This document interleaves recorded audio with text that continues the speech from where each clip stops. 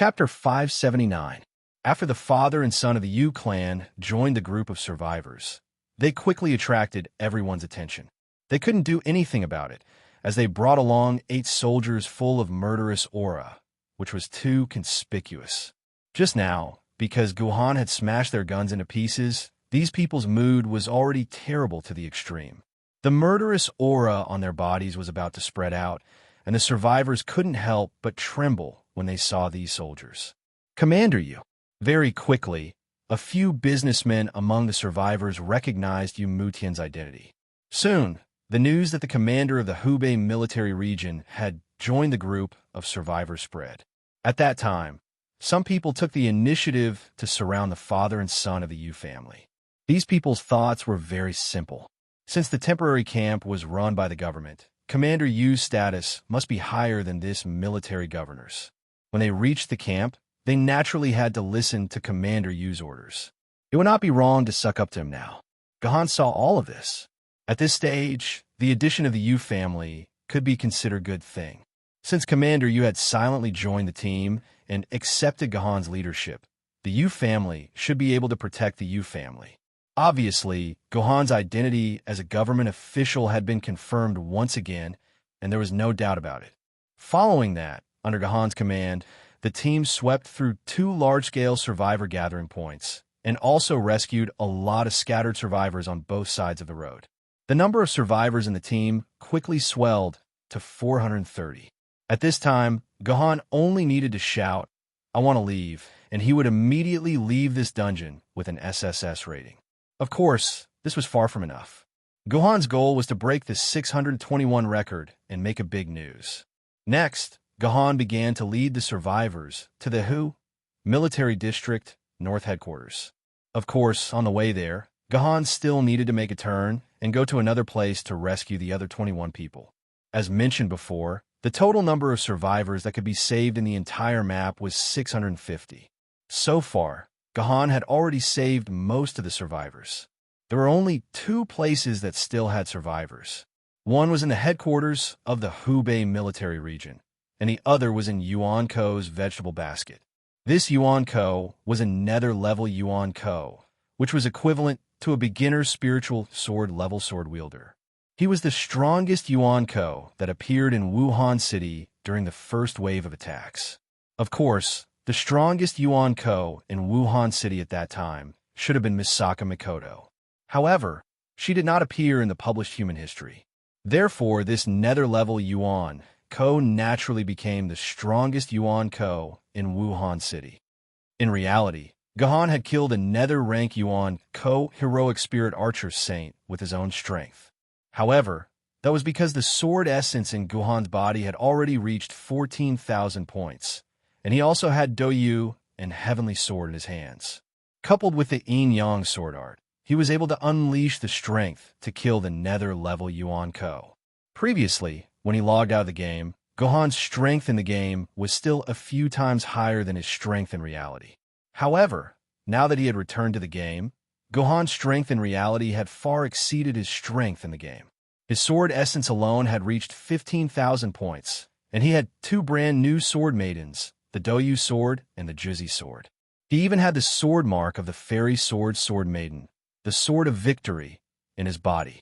Based on pure statistics, the real Guhan was more than 10 times stronger than the real Guhan in the game.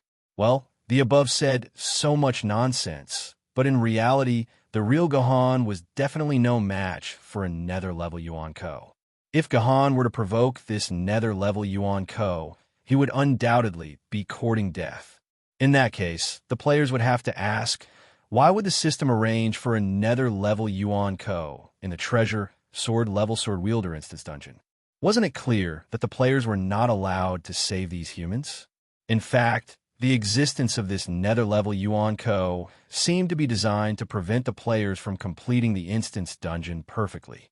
This was because only treasure sword-level sword wielder could enter the instance dungeon, and a nether-level Yuan Ko was not an existence that a treasure sword wielder could deal with. However, there was no other way, because there was indeed a nether-level Yuan Ko in history. Moreover, it was this Yuan Ko that caused the destruction of the survivor camps that the Kanzu worked hard to build around Wuhan City. The system was only trying to restore history. Of course, the system also knew that a nether-level Yuan Ko was a treasure sword wielder, so the system set this nether-level Yuan Ko as a Yuan Ko who would not take the initiative to attack. In other words, as long as you did not provoke him, he would not attack you. For a treasure sword wielder, this was enough. Who would be so bored as to provoke a nether-level Yuan Ko? However, at this time, Guhan took the initiative to provoke this Yuan Ko. There was no other reason than that Guhan felt that he could defeat this nether-level Yuan Ko. Moreover, he could defeat this Yuan Ko very easily. It was worth mentioning that this nether-level Yuan Ko was not just a decoration. When he first appeared, it was also a huge challenge that the system arranged for the players.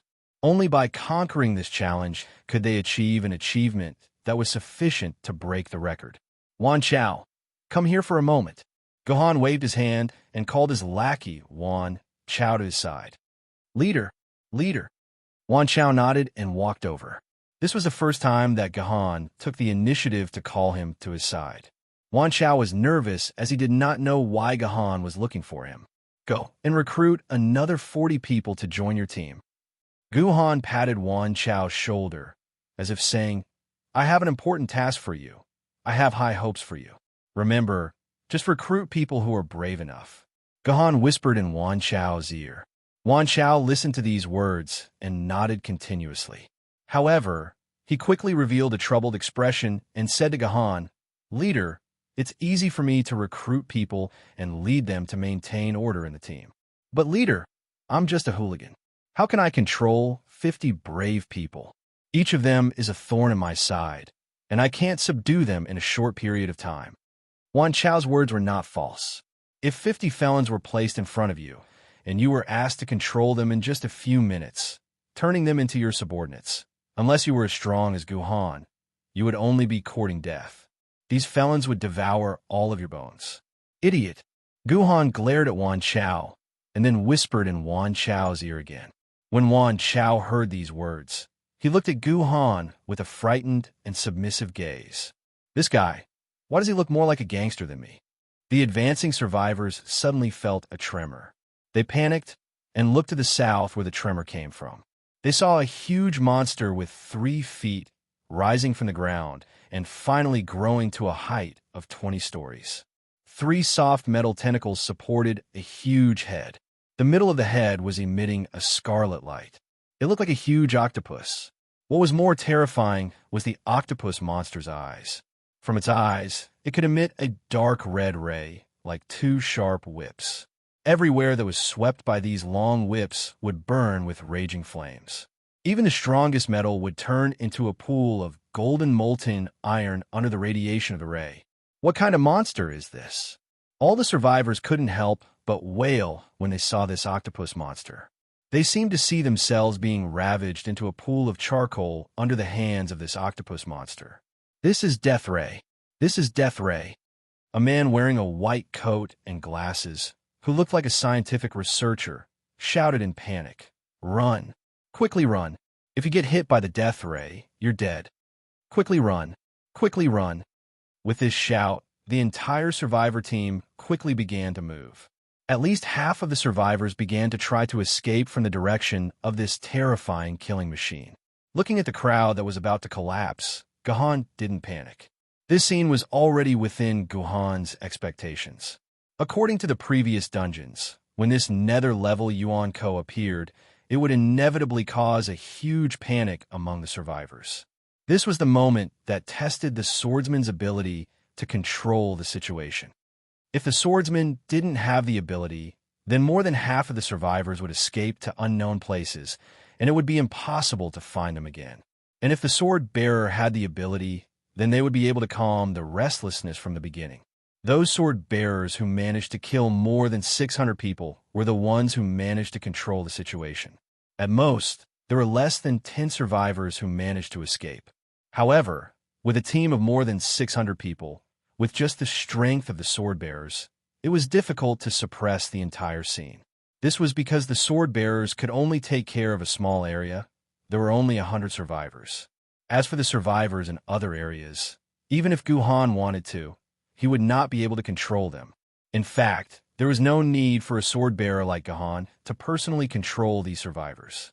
Using the power of a sword-bearer to control them was like using a butcher's knife to kill chickens. At this time, a sufficiently fierce human could scare more than 10 survivors in the chaos. Wan Chao had become the key of the key. At this time, when Wan Chao saw this terrifying robot, his heart was filled with fear. Even though Gahan had explained a lot of things to him, his legs still couldn't stop trembling. He wanted to escape this terrifying place. At this time, Gohan's voice suddenly exploded in Wan Chao's ears. "Wan Chao, it's time for you to perform." Guhan's voice was like a muffled thunder, blasting Wan Chao out of his panic. Thinking of what Gahan had just told him, Wan Chao gritted his teeth and led the 50 newly recruited subordinates out. Chapter 580. Everyone, don't run. With Major General Military Governor here, we are safe. Even if the sky falls, Major General Military Governor will support us. You're not allowed to run. All of you stay here. Whoever runs, don't blame me for being ruthless.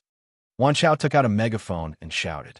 He didn't take this megaphone from a store, but from a corpse. It was the body of an old man, probably a square dancer. He was dressed in red and green and had a megaphone tied to his waist. It seemed that this old woman's voice was quite soft. Otherwise, why would she need a megaphone? But Wan Chao knew that the bigger the megaphone on her waist, the louder her voice would be. Even if Wan Chao met such an old lady, he wouldn't be able to do anything.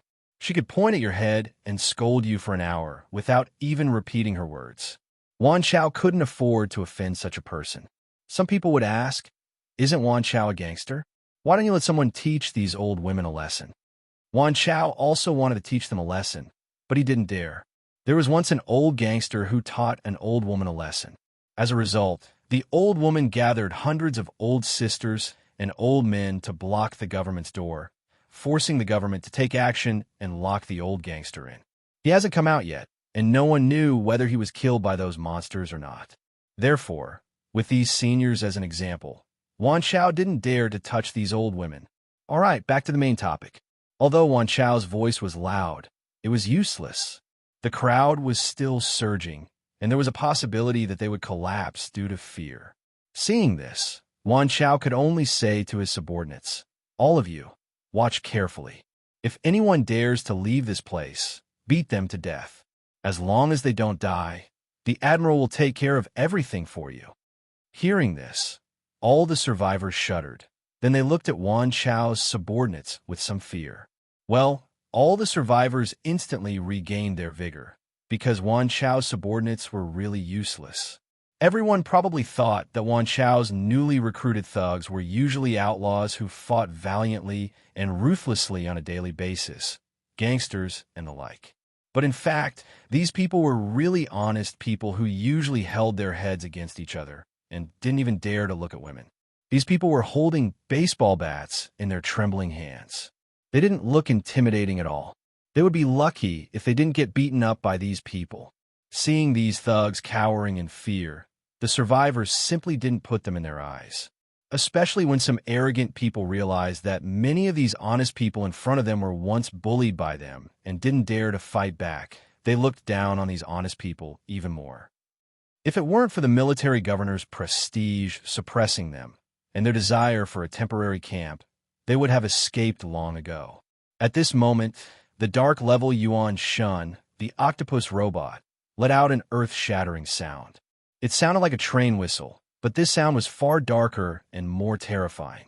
It was like a whistle from hell, striking the souls of every survivor, causing them to tremble from the depths of their souls. Run! Just like how Li Yi was the first to break Wang Chao's rule in the VIP room, a fat official broke the silence of the survivors. The whistle was like a whip that lashed at his soul, causing him to fall into a state of confusion. He was the first to attempt to break through the human wall that Wang Chao had set up. This action of the fat official became a signal, and in an instant, the majority of the survivors followed behind him and began to charge towards the human wall formed by the honest people. Only a few of the survivors who were still rational looked on coldly. This military governor and the gangster that he appointed are all trash. What kind of trash is he recruiting? He didn't want the strong ones, and instead chose a bunch of useless honest people. And these idiots who rushed out, do they think that they will be safe just by escaping? Without the protection of that sword wielder, they will become food for those monsters sooner or later. Yu Suo-wei was a member of the cold and indifferent faction, and when he saw the huge commotion among the survivors, he spoke with disdain. Suo-wei, if you really look down on these honest people, then I, your father, will look down on you as well. Yu Mutian, who was sitting beside Yu Suo-wei, laughed coldly. Let me ask you, do you know who were the culprits of the 10 most brutal massacres in the history of New China? Who? Yu Suo-wei was taken aback. He didn't know why his father would ask him such a question. Let me tell you, they're the honest people that you are talking about. Yu Mutian smacked Yu Suo-wei's head. Bring our men and help that Wang Chao to stabilize the situation. Why? It's best if we let them all escape. I want to see that admiral's expression of defeat, Yu Suo-wei said with confusion and unhappiness. He didn't know why, but he didn't like this military governor. You idiot, it's true that these survivors are the military governor's men now, but who knows who they will belong to after a while? Yu Mutian said angrily. I got it. Dad, I'll go now. Yu Suo-wei chuckled and rushed out with the 8 soldiers. Just like what Yu Mutian said, if you're interested in researching the 10 most brutal massacres in New China, you'll find that all the media outlets will write the same sentence when describing these massacres. According to the neighbors of the murderers were honest people who didn't even dare to step on an ant. Who would have thought that they would be so cruel?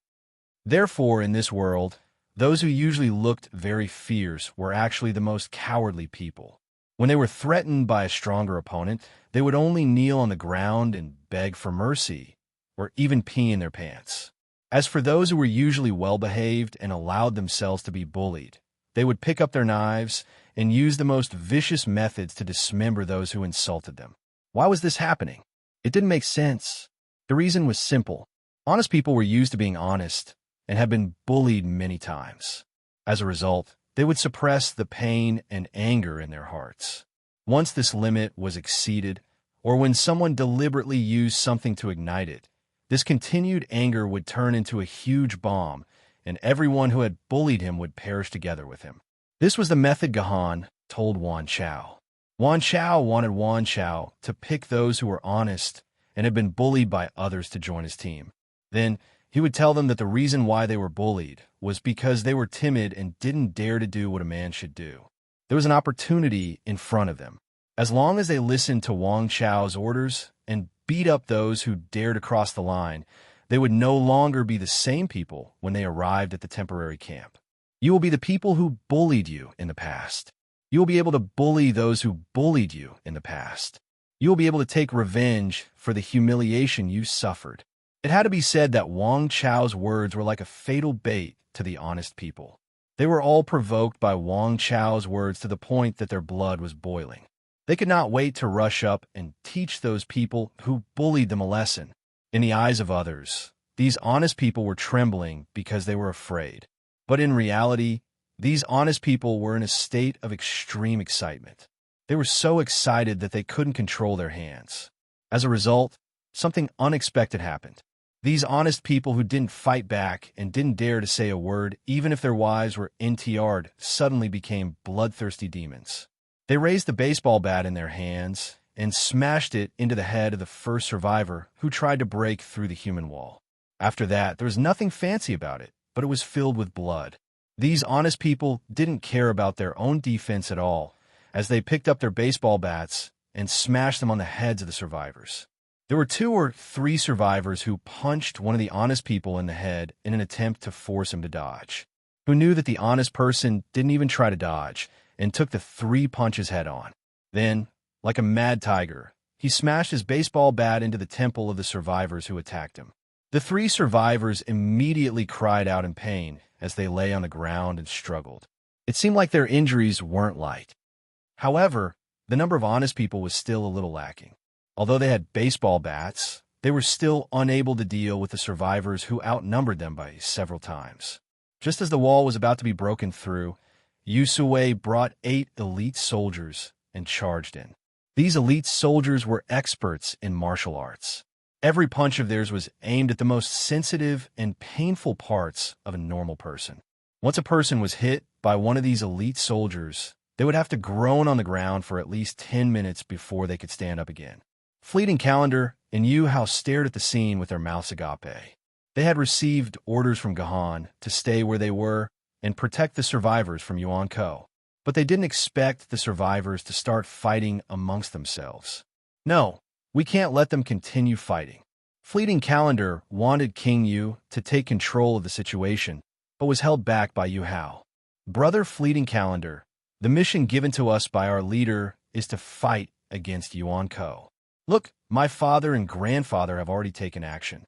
Sure enough, following the direction of Yu Hao's finger, the 8 soldier kings, led by Yusue, had already charged into the heart of the civil strife. The situation was finally under control after the elite soldiers entered the fray. The survivors were terrified and held their heads in their hands, not daring to charge at the wall anymore. Thank you for your help, General Yu.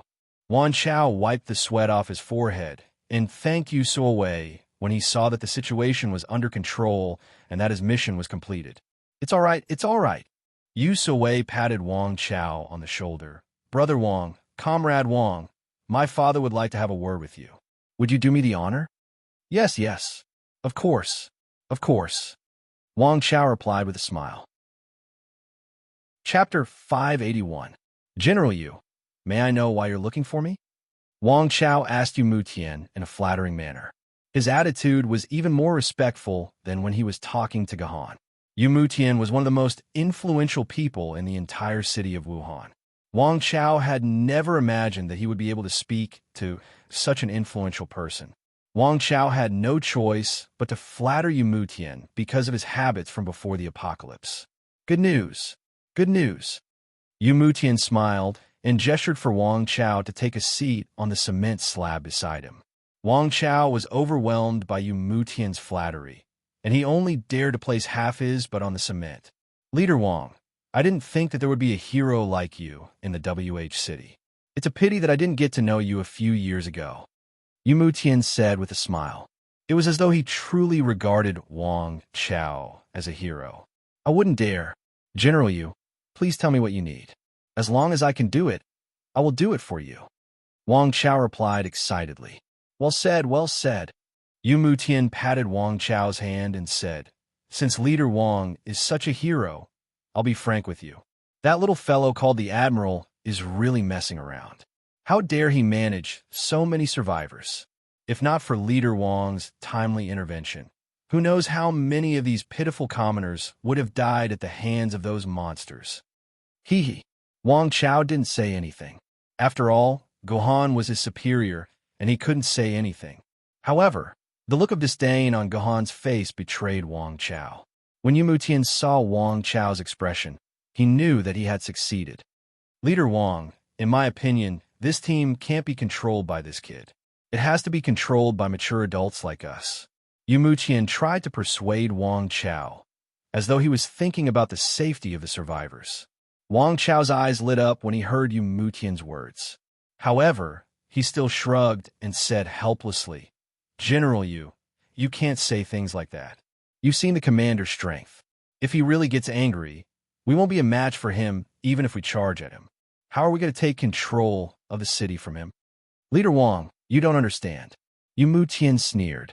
The military governor's strength is all because of the sword in his hand. With that sword, he's the true sword-bearer. Yu Hao, my grandson, is also a sword-bearer. I've already asked my grandson. He said that as long as you have a sword that can become a sword maiden, and then synchronize with the sword maiden, you could become a sword wielder. But in this wasteland, where can I find swords that can become sword maidens? Wang Chao smiled bitterly. I won't hide it from you. I've collected quite a few swords along the way, but there isn't a single one that can make me a sword wielder.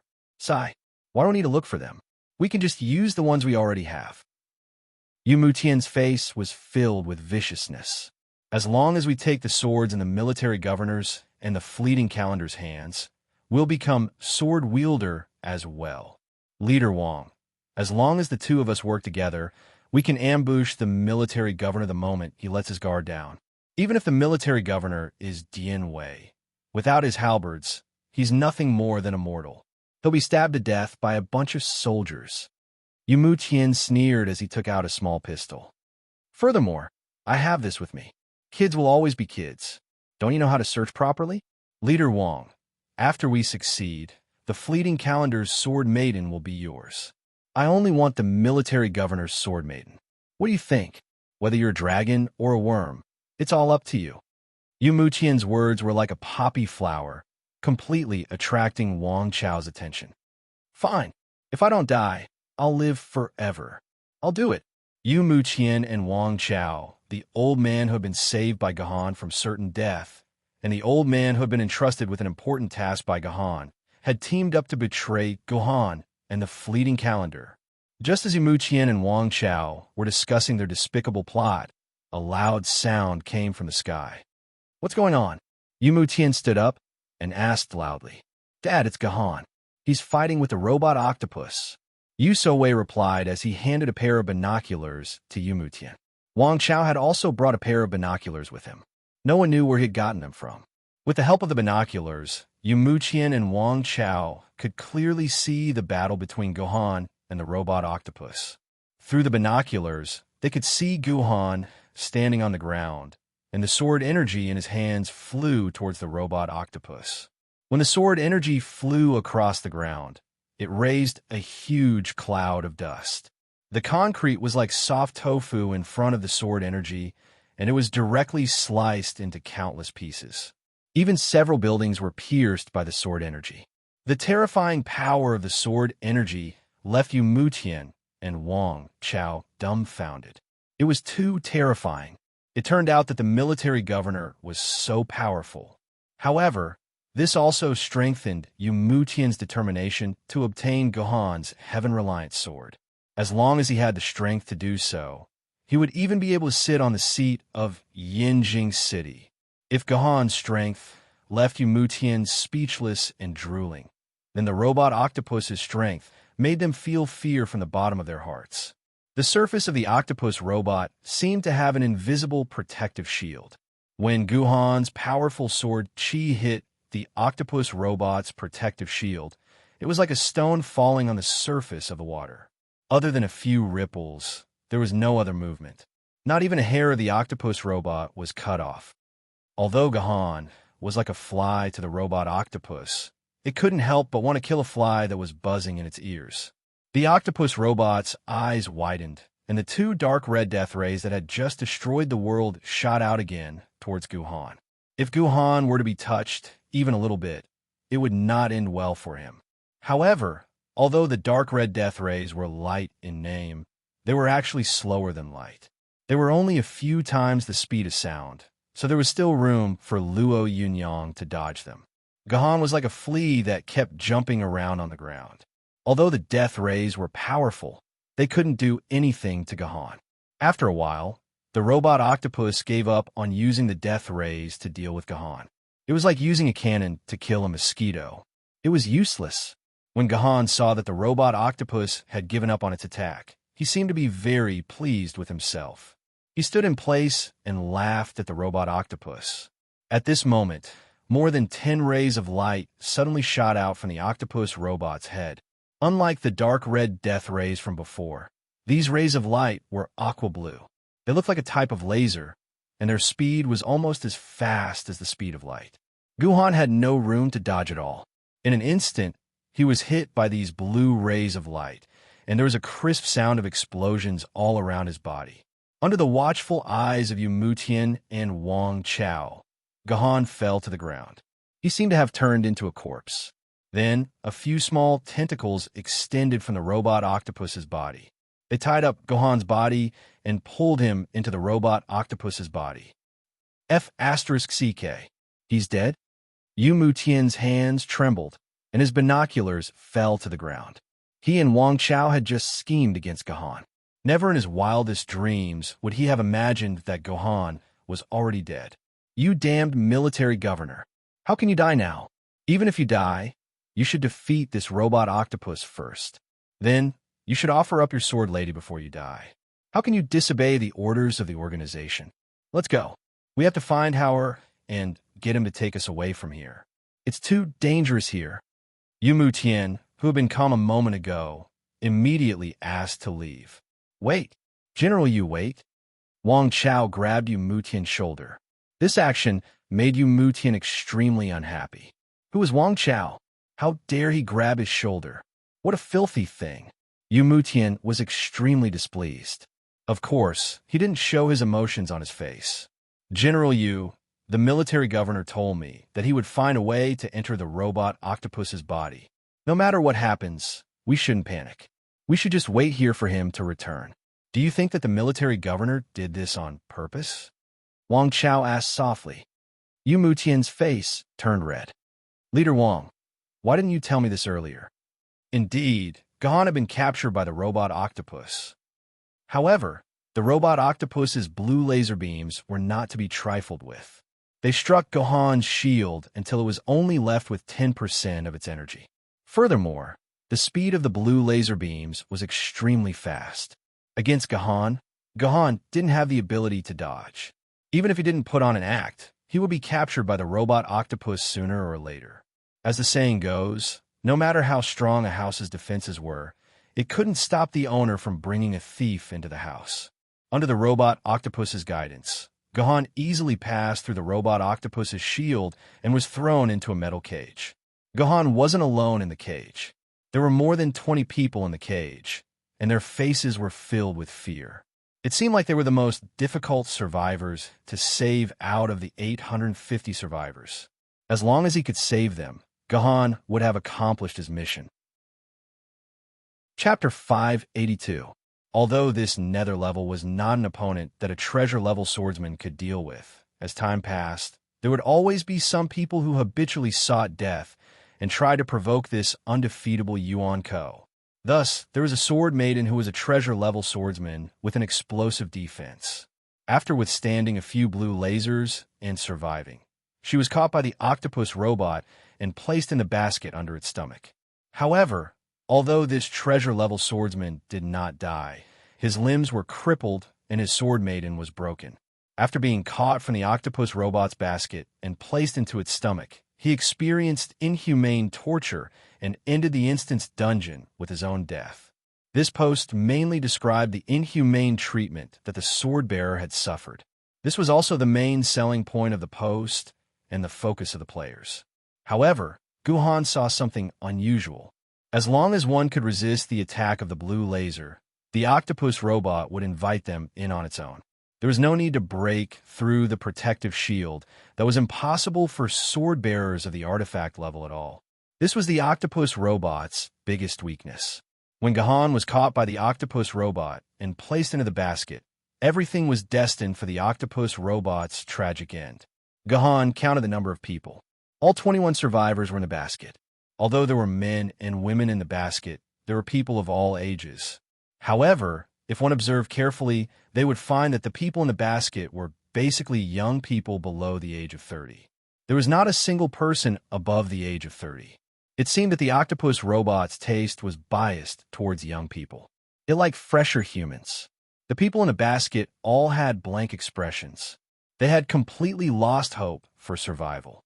They lay lazily in the cage, looking as if they were ready to die. Only the mother and daughter beside Gohan. From their faces, Gohan could see the desire to live. Young man, if there are tentacles coming out from that hole later, you must hide. Perhaps seeing that Gohan was young enough, the mother kindly reminded Gohan and did not say anything else. According to the description of the sword-bearer, the narrow hole at the top of the basket was actually connected to the stomach of the octopus robot. Not long after, a small tentacle would stretch out from the stomach of the octopus robot and grab the human inside. You could imagine a small mouth below the human body eating the sausage. However, once the sausage entered the human body, there was no way to get out. It would stay inside and be squeezed for juice. That's right, it was juicing. According to the unlucky sword-bearer's recollection, After his body passed through the tight, plump, and wrinkled hole, he was pressed on a chopping board. Mechanical hands continuously cut off parts of his body, pumped them into juice, and sent them into a hole similar to the gas tank of a car. Therefore, the sword-bearer suspected that the octopus robot was actually using human flesh as its energy source. Therefore, it needed to constantly capture humans and pump them into juice, turning them into fuel for the robot's operation. Once a human's body was completely dissected and pumped into juice, the mechanical hands would capture a new human from the basket and insert them into the body, repeating the process of squeezing juice. As he said that, the tentacle stretched out again. The delicate closed hole at the top of the basket opened like a chrysanthemum bud, and a tentacle as thick as an arm stretched out from the bud. Seeing the appearance of this tentacle, the basket that was originally as quiet as a pool of stagnant water suddenly boiled up. Apart from Gahan, all the humans showed fear on their faces. They kept leaning against the edge of the basket, as if this could escape the tentacle's grasp. The tip of this tentacle emitted a red light, which should be something like an infrared camera installed. This tentacle first stayed in control for a moment, then the red light shone brightly. It went straight for the little girl who was being held by her mother. "Mom, the tentacle is coming again. Ruru is scared. Help, Mom." The cute little girl, who looked similar to Ching Pin, saw that she had become the target of the tentacle. She grabbed her mother's collar tightly, and her young body was trembling, showing the great fear in her heart. But this tentacle eventually wrapped around the little girl's waist and then pulled back, trying to pull the little girl into its stomach. "Let go of my child, I'll kill you." Seeing that her daughter was about to disappear into the stomach of the octopus robot, the mother erupted with great strength. Her arms, which did not have any visible muscles, burst out with bulging veins. She grabbed her daughter's armpits tightly with both hands and refused to let the tentacles grab her daughter. In a short second, the mother and the tentacle actually formed a standoff, and no one could get the little girl. But this was only temporary. After all, the power of the tentacle came from the machine, and the power of the machine was not something that humans could resist.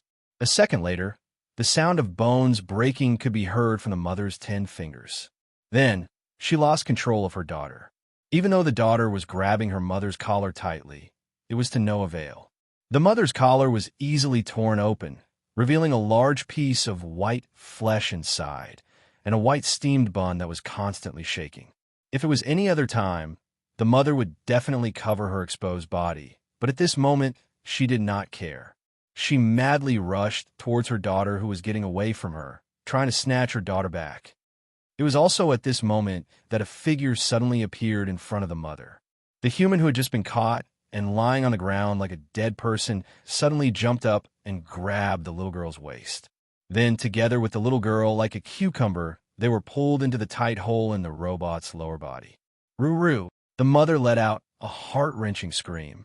The sound was so sad that even animals could not help but cry if they heard it. Gohan carried the little girl all the way through the tightly wrapped tunnel for a considerable distance and was thrown into a narrow space. This space was about a dozen square meters in size, and there was a faint dark red light coming from the surrounding walls.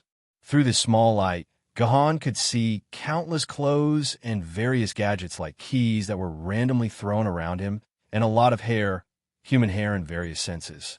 There was a platform in the middle of the room, and he could see 5 or 6 mechanical hands working on it.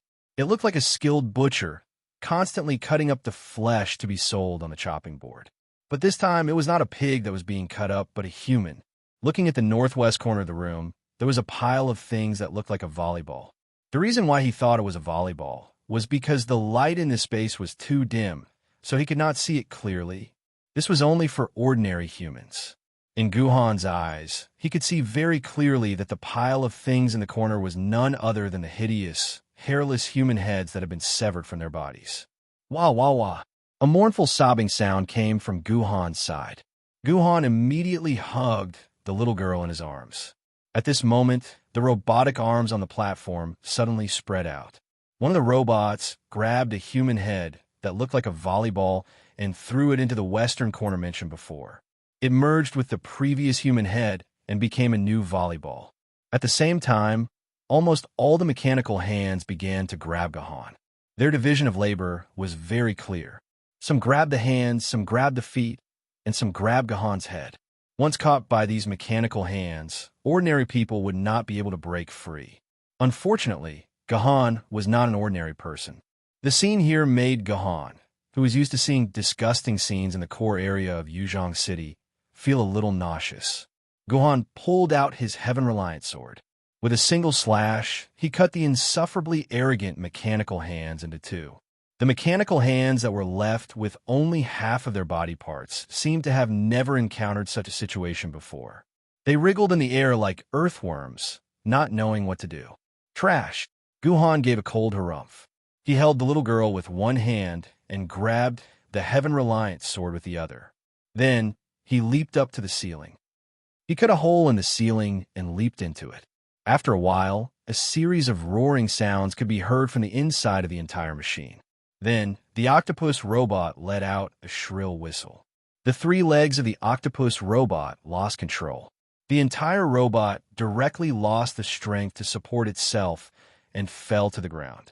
A dimensional vortex split open in the sky, and the octopus robot was sucked in. All that was left were the humans lying on the ground. They looked around at their surroundings, not knowing what to do. What had happened? Why was that terrifying robot gone? However, it seemed like they had been saved. Everyone began to cheer, rejoicing that they had escaped with their lives. Only a despairing mother remained on the ground. She refused to believe that her daughter was dead. No way. Ruru is not dead. She must still be alive. The mother comforted herself, even though she knew it was all fake. Mom! Mom! The mother was stunned. Wait a minute. Why does this sound like Ruru's voice? The mother raised her head and saw her daughter throwing herself into her arms, sobbing, and a man who was incomparably dazzling under the sunlight was looking at her with a warm expression. It's okay. It's okay. The man said with a smile. The mother blushed and hugged Ruru tightly in her arms. Ruru cried out, Mom, you are suffocating me. Only then did the mother remember that her clothes were wide open. Her chest was exposed, so she could only force Ruru to become her human bra. Chapter 583. When they saw the mighty super octopus robot suddenly kneel on the ground and disappear, everyone felt that Gahan had become a godlike existence.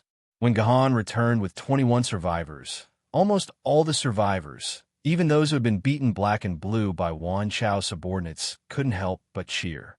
At this moment, everyone believed that Gahan was a superhuman. He was the savior who would lead humanity to survival. At this moment, Gahan's prestige rose to the peak in everyone's hearts.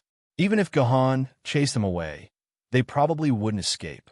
If such a terrifying robot giant was destroyed, then what else was there to be afraid of? Fortunately, they hadn't seen Loki or the Nether River Patriarch. Otherwise, they wouldn't have thought so. When the 21 survivors joined the team, Gahan's team had a total of 451 people. They were only 199 people away from the grand goal of 650 people. These 199 people were now walking towards Gahan. Comrade Military Governor Yu Mutian and Yu Suawe walked over with a face full of smiles. He then said to Gahan with a look of admiration, Comrade Military Governor, your abilities are truly admirable. From today onwards, this world belongs to you young people. I've always felt that humans don't have any saviors, but after seeing you, Commander Comrade, I know that humans still need a savior to survive. This old man believes that in the future, your name will definitely be at the top of the list. Your name will shine for all eternity and go down in history. I'm indeed a savior, but it's not me. It's the person behind me. Gahan sneered as he thought to himself. He was just an illusory passerby, and the real savior was actually the sword ancestor's fleeting year calendar that had been silent behind him. Come to think of it, he seemed to have stolen the limelight from fleeting year calendar. The main character should have been fleeting year calendar. P.S. This dungeon is about to end. I originally wanted to write about fleeting year calendar, but I ended up writing about Gahan instead. The author's writing skills are really bad. What a husky. The fleeting year calendar in history was not as successful as this one. If what was written in the history books was true, then the fleeting year calendar had only managed to save a little more than 100 people on that day. Moreover, there were still people with ulterior motives trying to cause trouble. They were either trying to escape on their own, trying to usurp power, or trying to kill the fleeting calendar and steal the king of Yuzgo Jian's sword so that they could wield the sword themselves. In the end, fleeting year calendar relied on his own strength or luck to create the first sanctuary after the apocalypse to accommodate more than 1,000 people. However, he was ambushed by the robot from before. Fleeting year calendar was caught off guard, and the survivors that he had painstakingly gathered became food for the robot. Fleeting year calendar could only bring a few dozen survivors and a dozen newly promoted swordbearers back to Wuhan City. This period of time was of the utmost importance to fleeting time. According to the memories of the only swordbearer who had followed the sword progenitor all the way from Wuhan City to Yanjing City, it was during this period of time that fleeting time had transformed from an innocent and kind lad into a middle-aged man who could understand the world. This period of time was of the utmost importance to fleeting time's character. Comrade Military Governor. Comrade Military Governor? Yu Muqian called out to Gahan when he noticed that he was in a daze. Only then did Gahan snap out of his daze, and he waved his hands. You must be joking, Senior Yu. How can I leave my name in the annals of history? I'm afraid that my name, Military Governor, won't be recorded in history. Comrade Military Governor, you're too humble. Ha ha! Yu Muqian laughed dryly. All right, Senior Yu. Is there something urgent that you need me for? Don't tell me you were just trying to flatter me. Guhan pretended to be unaware of Yu Muqian's intentions. Yes, there is. Yu Muqian coughed. I just received a call from a few of my subordinates. They say that there are about 200 survivors gathered at the headquarters of Hubei's military, and they're waiting for me. This old man is thinking of bringing them to the temporary camp that Admiral Comrade mentioned. Or we can just stay at the headquarters. There are complete defensive facilities there, as well as a lot of weapons and ammunition. We can use them to hold our ground. Moreover, it is also in the city, so it is more convenient to find food and survivors. This old man feels that it is better to stay at the headquarters. What do you think, Comrade Military Governor? I've been waiting for you to say that. Gohan remained silent for a long time before speaking up. I can't do that. I think that the defenses might be useful against humans, but it's useless against monsters. Furthermore, the city is where the monsters gather. It'll be dangerous for the survivors to stay here. We'll have to retreat to the mountains.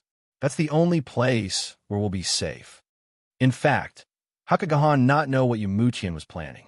The headquarters of Hubei's military was Yu Muqian's territory. If he stayed there, Yu Muqian would have many ways to kill him and snatch the sword lady from him. But then again, even if Gahan agreed to let Yu Muqian stay in the headquarters, it wouldn't matter. This was because Guhan's goal was to increase the number of survivors to 621. As long as they reunited with the survivors in the headquarters, Guhan's goal would be achieved.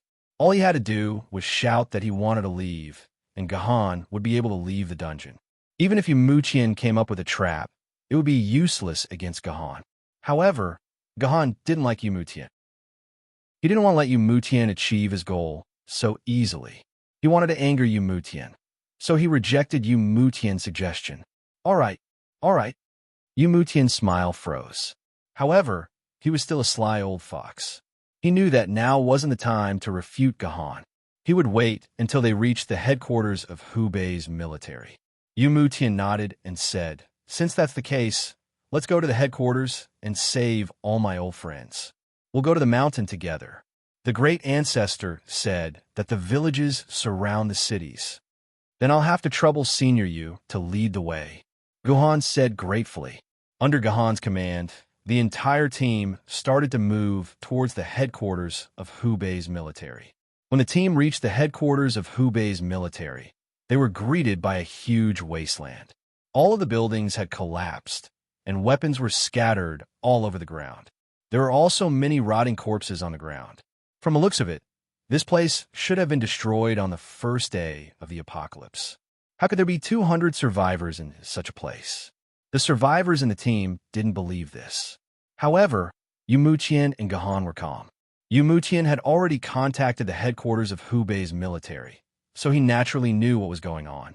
Gahan, on the other hand, had read all sorts of guides and strategies, so he naturally knew what was going on. Senior Yu, where are the survivors you mentioned? When Gahan saw that Yu Muqian was silent, he knew that he had to cooperate with him. Otherwise, Yu Muqian wouldn't be able to tell him the truth. Please follow me.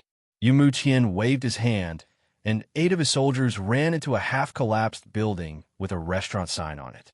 They surrounded a pillar in the middle of the building. Yu Muqian led Gahan to the pillar and patted it. Military Governor, the remaining survivors are all here. Here, Gahan said in confusion. In fact, he had long understood that this pillar was similar to the elevator entrance of the Yuzhong City Emergency Response Center. There was an elevator hidden inside, and it could be used to enter the underground fortifications of the Hubei Military General Headquarters through the elevator to command the entire city's street battles. It sounded like a good plan, but Gahan didn't think it was necessary. Since ancient times, China's wars had always been about the overall situation. Once a faction gained the upper hand, they would be able to win easily. There was no need for urban warfare. During the War of Liberation, have you ever seen the Baldies fighting street battles that lasted more than a month? It was rare for them to last for 10 days. Forget it, it's taboo to say it. This elevator was the reason why Gahan had to bring Yu Muqian along. This was because the depth of this underground fortification was more than 100 meters, and there was even a meter-thick armor protecting it. With Gahan's current strength, he didn't have the ability to cut through this armor.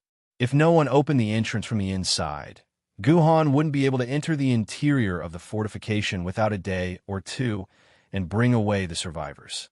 Therefore, Yu Muqian was the key to opening the door. Otherwise, Gahan wouldn't have come out with just the 10 of them.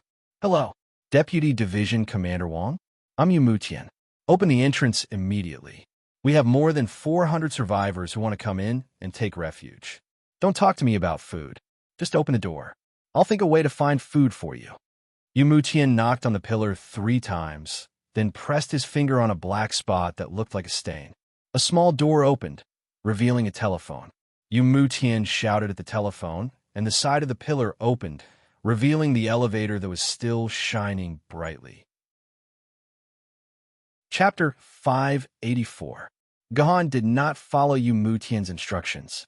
He was the first to take the elevator and enter the headquarters of the Hubei army. Instead, he used the excuse of ensuring that all the survivors were in a safe place before leaving to silence Yu Muqian. Yu Muqian thought for a moment. It was a good thing that Gahan was the last to come down. This way, he would have enough time to make arrangements in the underground fortifications. And so, Yu Muqian led his men into the underground fortifications, followed by the rest of the survivors. After all the survivors had entered, Gahan led Fleeting Calendar and Yu Hao into the underground fortifications. Comrade Military Governor, you're finally here. Welcome, welcome. Gahan saw Yu Muqian's smiling face the moment he stepped out of the elevator. Beside Yu Muqian was a bald man with the rank of senior colonel. He should be the Deputy Division Commander Wang, whom Yu Muqian had spoken to on the phone. General Military Governor. Welcome, welcome. Deputy Division Commander Wang stepped forward to shake hands with the military governor the moment he saw him. The military governor shook hands briefly before letting go of Deputy Division Commander Wang's hand. Don't stand on ceremony. From now on, we are a family. Let's rest here for a while before moving to the Dragon Group's temporary camp on Mount Milan. I guarantee that it will be much safer there, Gahan said with a smile. This, Deputy Division Commander Wang looked at Yu Muqian suspiciously. Yu Muqian nodded and smiled bitterly. Comrade Military Governor, Deputy Division Commander Wang still doesn't know that I've agreed to go to Mount Milan with you. But don't worry. I, Yu Muqian, am a man of my words. Since we are a family, we will naturally move together. Gahan had already lost interest in the hypocrisy of these fellows and asked very directly. Then, can I announce that everyone has officially joined together and become a team? Of course. Of course. Although Yu Mutian and the others felt that Guhan's words were strange, they nodded in agreement. This was the answer that Guhan needed. System notification. The total number of survivors you have saved has reached 650. You have successfully saved all the survivors and achieved an SSS rank dungeon evaluation. You can shout that you want to leave. That will automatically end the instance dungeon, and you will return to the instance dungeon's completion center. Please note, you have reached the dungeon's highest achievement and can no longer stay in the dungeon. You will leave the dungeon in 30 seconds. A good day. This boring and unchallenging dungeon had finally come to an end. There were only 30 seconds left before they could leave this place. Guhan finally didn't have to wear this boring mask on his face anymore. Wan Chao, come here for a moment. Guhan shouted. Wan Chao, who was reprimanding a few survivors, immediately ran over. Leader, what can I do for you? Wan Chao asked flatteringly. He thought Guhan had something to tell him. Wan Chao, you're scum.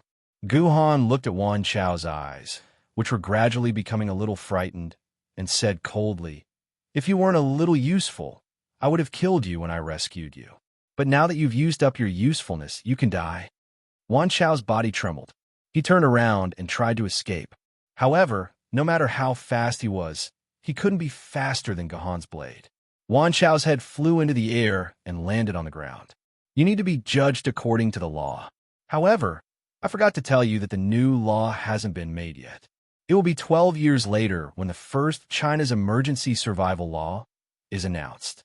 As a sword wielder, I can sentence you to death on the spot. Guhan said as the heavenly sword in his hand glowed with a silver light. There wasn't a single drop of blood on it. Comrade Military Governor, what are you doing?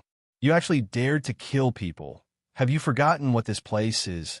Deputy Division Commander Wang saw this scene and immediately took out his pistol. He had never seen Guhan fight, so naturally, he could not imagine how terrifying Guhan's strength was. If it wasn't for Yu Mutian's repeated requests, he wouldn't have bothered to put on an act with Guhan.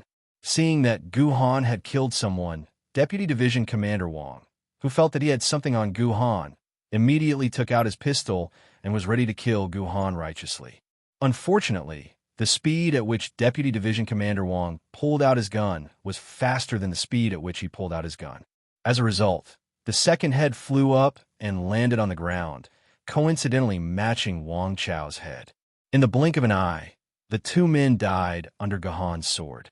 The survivors, the soldiers, fleeting calendar, and Yu Hao were all horrified.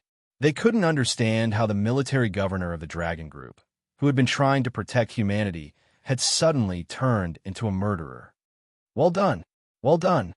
Yu Mutian slapped his old bones and said loudly, Comrade Military Governor, well done.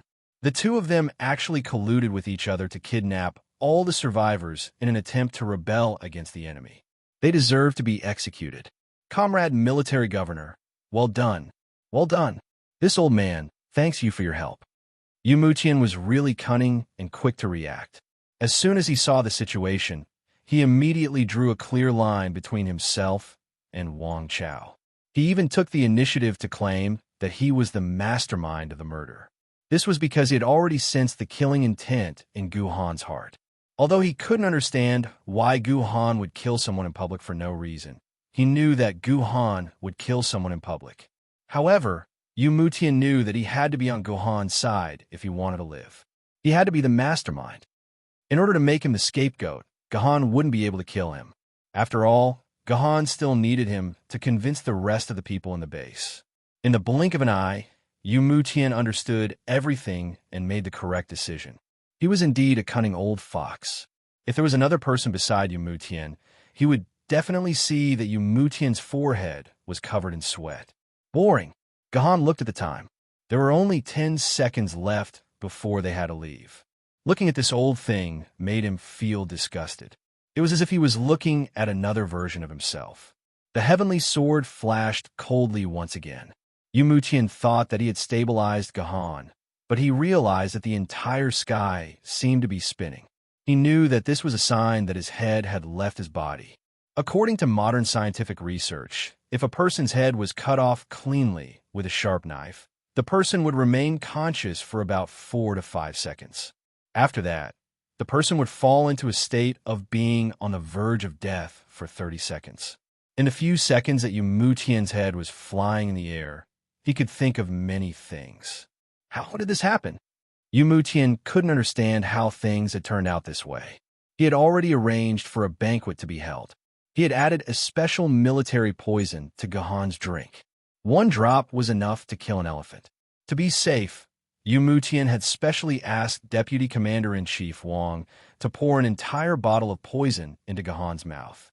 As long as this commander drank the wine, his sword and his superpower would be mine. Everything had been planned so well, and the feast at Hongmen had been set up, but why did this Liu Bang suddenly rush in and chop off Xiang Yu's head with a single stroke of his sword? This is ridiculous. Ridiculous. Yu Mutian thought to himself in grief and indignation as he took his last breath. Grandfather, Yu Hao cried out in grief. The wishful sword was released, and it slashed at Gohan's head. With a wave of his hand, Gohan pushed the wishful sword to the side. There were only 3 seconds left before the 30 seconds were up. At that moment, a rift suddenly appeared in the air above the dumbfounded fleeting calendar's head. Is this a dimensional rift? Gohan's eyes widened. He didn't expect such an Easter egg to appear in the last 3 seconds. However, dimensional rifts usually produced Yuan-Ko. This was especially true at the beginning of the apocalypse. A single dimensional rift could produce dozens of Yuan-Kos. If he left, all the humans here, including Kinzu, would probably die at the hands of Yuan-Ko. Gohan couldn't help but feel a little regretful. It seemed that he had caused fleeting calendar's death in the dungeon again. However, to Gohan's surprise, no Yuan-Kos appeared from the dimensional rift.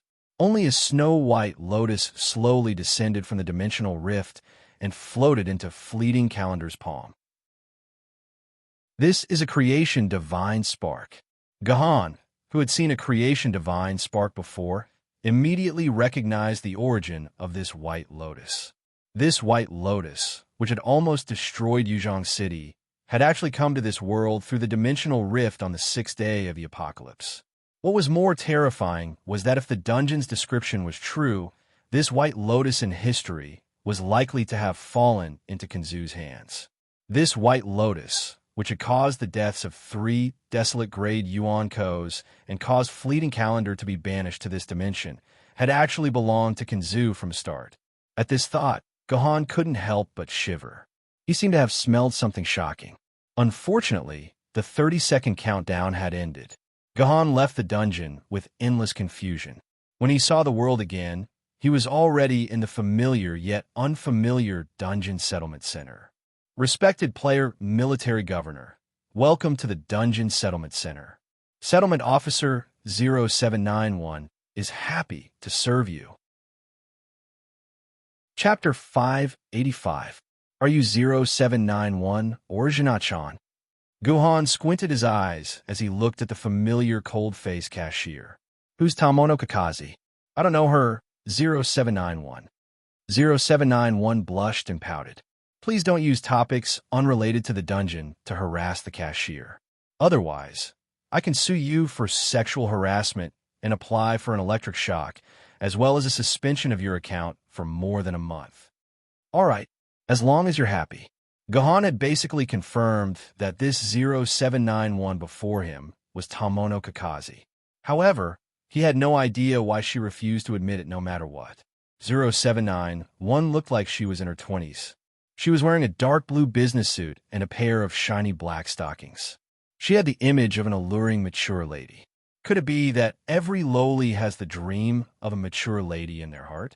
Oh right, I forgot to mention that the theme of the Dungeon Settlement Center seemed to be seaside. Behind Gohan was the majestic sea while he was sitting on a beach chair with 0791. Hello, respected player, military governor. Your dungeon, Wuhan Search, has completed the data collection. Do you want to start settlement? You can also choose to enjoy the scenery here. The theme of our settlement center today is Honolulu, 0791 said in a formulaic manner. There's no need for that. Let's start settlement right away Gohan gave the same old answer. All right, starting settlement. Main Mission 1 completed. Main Mission 2 completed. All main missions completed. Total time taken. 2 hours 56 minutes 37 seconds. In the previous few dungeons that Gohan completed alone, there were more or less some anomalies in the main missions. It seemed like this dungeon was the first time Gohan had heard of the completion of all main missions. When Gohan thought of this, he could not help but sigh. He would not be used to it if there were no anomalies. Commencing battle record evaluation. All main missions completed. Mission time taken. 2 hours 56 minutes 37 seconds. Number of survivors saved, 650. Warning. Warning. Anomaly discovered. Anomaly discovered. The number of survivors in the Instance Dungeon mission does not match the number of survivors in the Instance Dungeon mission. The number of survivors in the Instance Dungeon mission does not match the number of survivors in the Instance Dungeon mission. The number of survivors in the Instance Dungeon mission does not match the number of survivors in the Instance Dungeon mission. There were 650 people in the Instance Dungeon mission. I didn't expect Gohan's flag to be raised so beautifully. Just a moment ago, I was complaining about how I wasn't used to not having any anomalies. Who would have thought that an anomaly would suddenly appear? Moreover, it was an SSS rank anomaly. It seemed like only the anomaly that I obtained from the Yu Wang Gojian sword during my first entry into the dungeon was comparable to this anomaly. But then again, how could this anomaly be an SSS rank anomaly?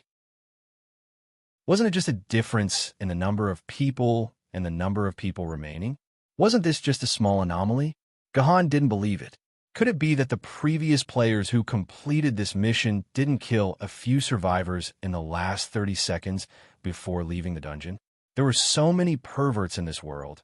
It was impossible for such a situation to not happen. Although he had doubts in his heart, Gohan had no choice but to wait for 0791's report to be processed.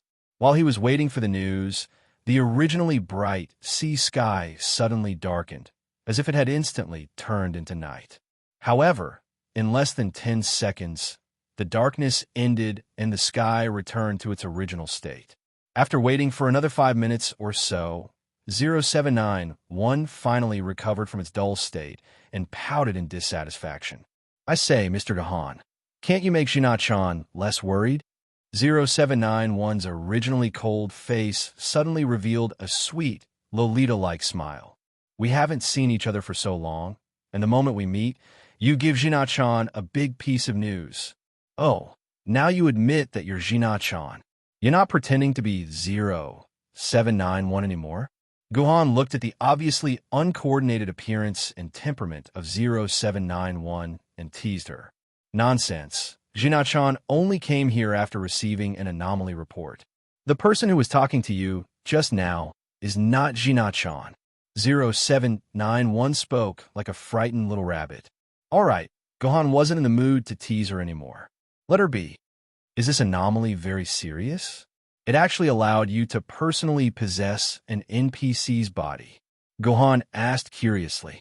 Of course it's serious. Didn't Jinachan say it already? Mr. Gohan, you've really made a big news. 0791 giggled. Did you notice that the entire sky darkened just now? I saw it. What's wrong? I heard that this dungeon settlement center also has stars, the sun, the moon, and the 4 seasons. What's so strange about that? Gohan was puzzled. Mr. Lone Frost. If Jinachan told you that it's not just the dungeon settlement center that is darkened, but the entire game world, including the main game world, the various dungeons, the Crusade Quest world, and all sorts of other strange worlds, all of the game worlds that I've created have all experienced 10 seconds of darkness. Would you still think that this is a small piece of news?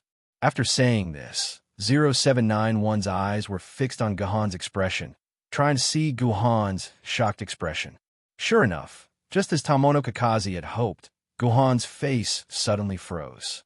The flesh on his face unconsciously twitched, and his tone became serious for the first time. Jinachan, you're not joking, right? It's just an anomaly in this dungeon. How could it cause such a huge change? Why would I lie to you? 0791 rolled her eyes at Gohan. This may seem like a small change to you, But this change now affects the entire core program of the game. That's impossible. I just killed a few NPCs. I don't believe it. Could it be that no other players have done this before me? Could it be that they all caused such a huge anomaly? Guhan said, shaking his head. 0791 continued. Of course, Mr. Guhan, you're not the first pervert to do something like this. 0791 pouted. But not only did we save 650 survivors online, we also allowed the Rui celestial sword to appear.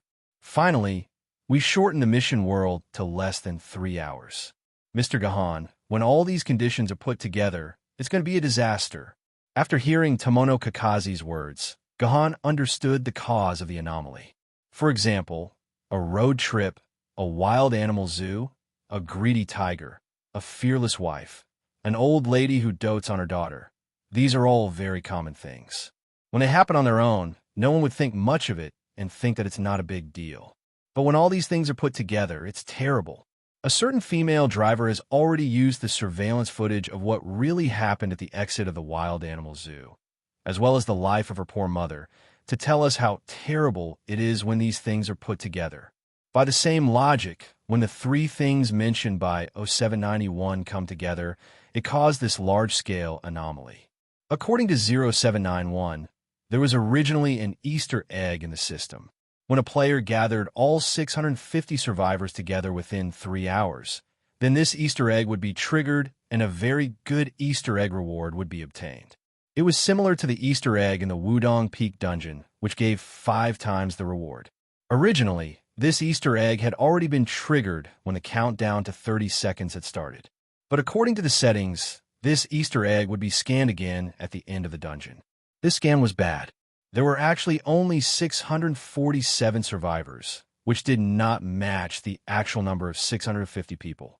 This caused a huge logical conflict. Then, after knowing how the system was structured, this logical conflict spread from the Dungeon Settlement Center all the way to Tomono Kakazi. According to Tomono Kakazi, she, who had not drunk Trensu for hundreds of years, suddenly had her head filled with Trensu, causing her to feel dizzy. As soon as Tomono Kakazi fainted, the whole world was plunged into darkness. Not only that, all the NPCs stopped talking to Guhan at that moment. The game's progress was also halted for 10 seconds. This was a huge bug, if not for the game's emergency deletion system, which deleted the source of the logical conflict. The whole game might have crashed. But Gina-chan still has to thank you. After explaining the cause and effect, Tomono Kakazi patted Guhan's shoulder generously. The whole research institute is in a mess now. Those scientists are so anxious that their hair is about to fall off. Especially that Xian. I heard he was fishing when the fish dragged his fishing rod into the water. I almost died of laughter when I saw it. Haha. Speaking of this, Tomono Kakazi laughed without a lowly's impudence. This core AI was so happy to see Xian being humiliated. So, how do you plan to deal with this anomaly? After waiting for Tomono Kakazi to stop laughing, Guhan sighed and asked, "It won't be like the Gojian Sword of the Evening dungeon, removing my Gojian Sword of the King of you, right?" He recalled the first time he entered.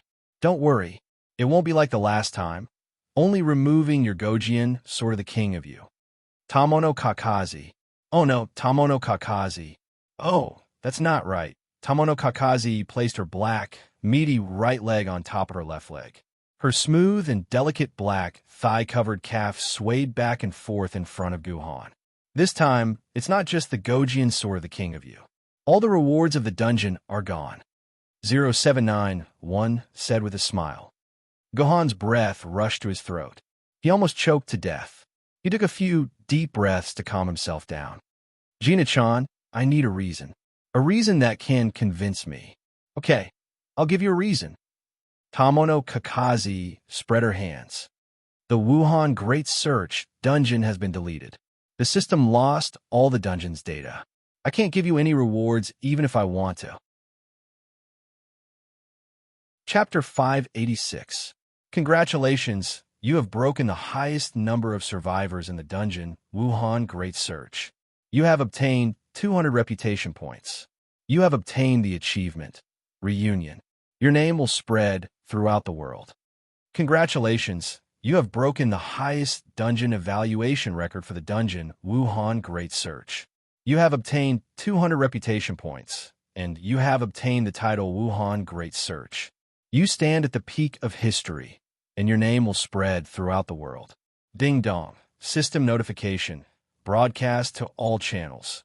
Player Military Governor has broken the highest number of survivors in the dungeon Wuhan Great Search. The original record is 621. The new record is 621.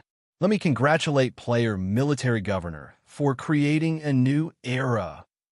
Ding dong, system notification. Due to a system bug, the Wuhan Great Search dungeon has an unavoidable logic error. As the bug cannot be fixed, after careful consideration, from now on, the Wuhan Great Search dungeon will be taken offline. The dungeon tree will show a constant cleared status.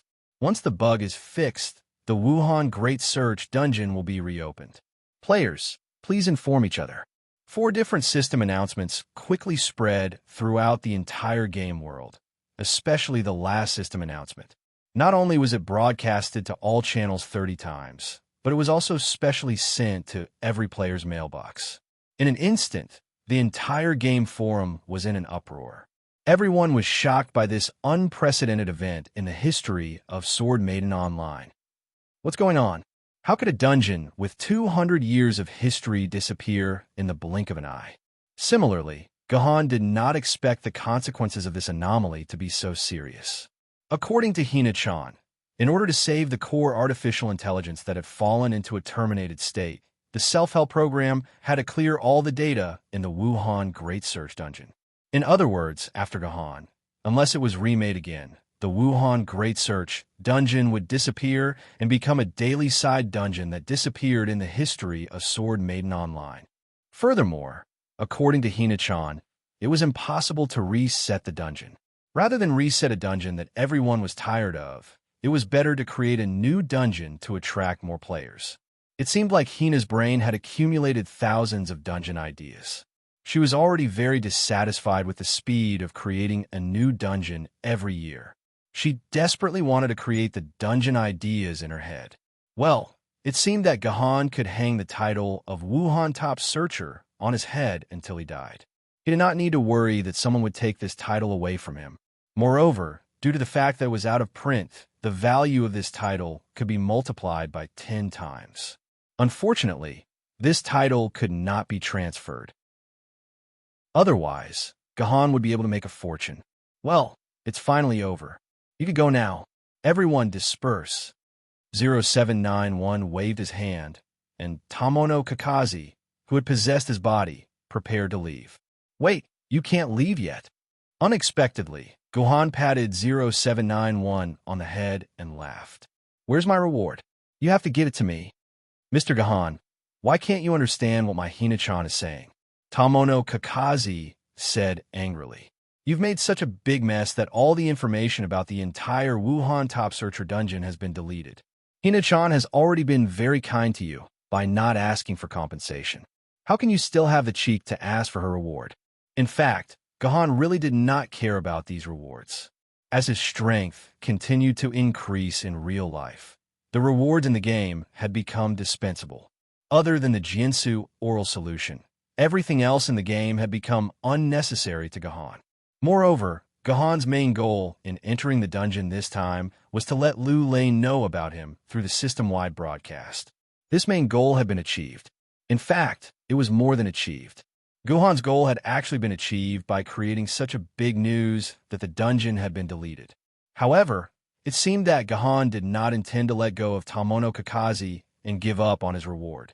He held 0791's little hand and said, Hina-chan, it's true that I triggered the bug. However, you have to understand that triggering and creating are 2 different things. Your bug has always been there. What does it have to do with me? I'm not the one who created it. This time, I strictly followed your dungeon's procedures. Could it be that your dungeon has a rule that players can achieve a perfect result? Can't we clear the dungeon as soon as possible? Or is there a rule that we can't fight monsters during the dungeon's countdown? Guhan said with a smile. Nina-chan, Show me any one of these rules, and I'll shut up immediately. I won't ask for the reward that I deserve anymore. Well, Guhan's words were reasonable and convincing. This was the truth. Although the anomaly was caused by Guhan did indeed strictly follow the dungeon's rules. He did not deliberately use this kind of bug that harmed others without benefiting himself. Naturally, Guhan's reward should not be taken away. However, Hina-chan would not agree to Guhan's request no matter what. The two of them pushed and pulled each other for a while. Guhan, you rascal. 0791 was on the verge of tears. All the information is gone. If I don't have your dungeon clearing record, even if I'm the system, I can't give you the reward. This is against the system's principles. If I do it, my core program will crash again. I see. Hearing Hina-chan's words, Guhan did not ask for the reward anymore. However, Guhan had already achieved his goal. So, Guhan took the opportunity and said, "How about this? You answer a question of mine in place of the reward." Answering my question won't go against your core program and make you crash. Okay. It seemed that Tomono Kakaze was also forced by Guhan. She could only nod in agreement. What question do you want to ask? Let me make this clear. I can't answer any SSS level and above secrets. Why don't you go find Shien? It's simple. Tell me, where can I find severed black hair? Guhan finally asked the question he wanted to know the most. Severed black hair? What do you want that for? Aren't your sword maidens the best in the world? Tomono Kakaze muttered. Oh right, didn't your good friend Bright Moon have a severed black hair? If you want it, just ask her. She'll definitely give it to you. No.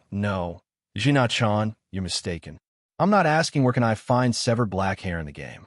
I'm asking you, where can I find severed black hair in real life? Guhan had a gentle smile on his face. You're in charge of all the sword-bearers' battle reports. You must know that some sword-bearers have obtained something as precious as severed black hair. Guhan, what happened to you in real life? Could it be that the battle at Yuzhong City caused your sword maiden to break, and you have to remove this sword scar on your body? Takafusa Tomonaga asked in surprise. Fine, I'll be honest with you. I don't want to hide it from you. Guhan sighed. He didn't hesitate at all and confidently told her his true purpose. During the battle at Yuzhong City, I had no choice but to synchronize with a famous sword maiden. However, I've already promised to be with King Yu in real life. I must use severed black hair to synchronize with King Yu. Do you understand? Tis TSK. I didn't expect Mr. Guhan to be so infatuated. 0791 smacked her lips. But Mr. Solitary Frost, don't you think this is unfair to your famous sword maiden?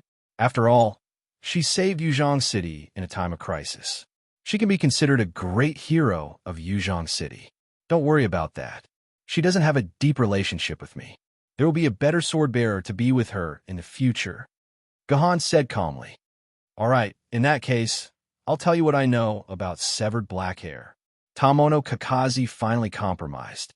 As far as I know, in the past few centuries, 5 severed black hair have fallen into the hands of humans.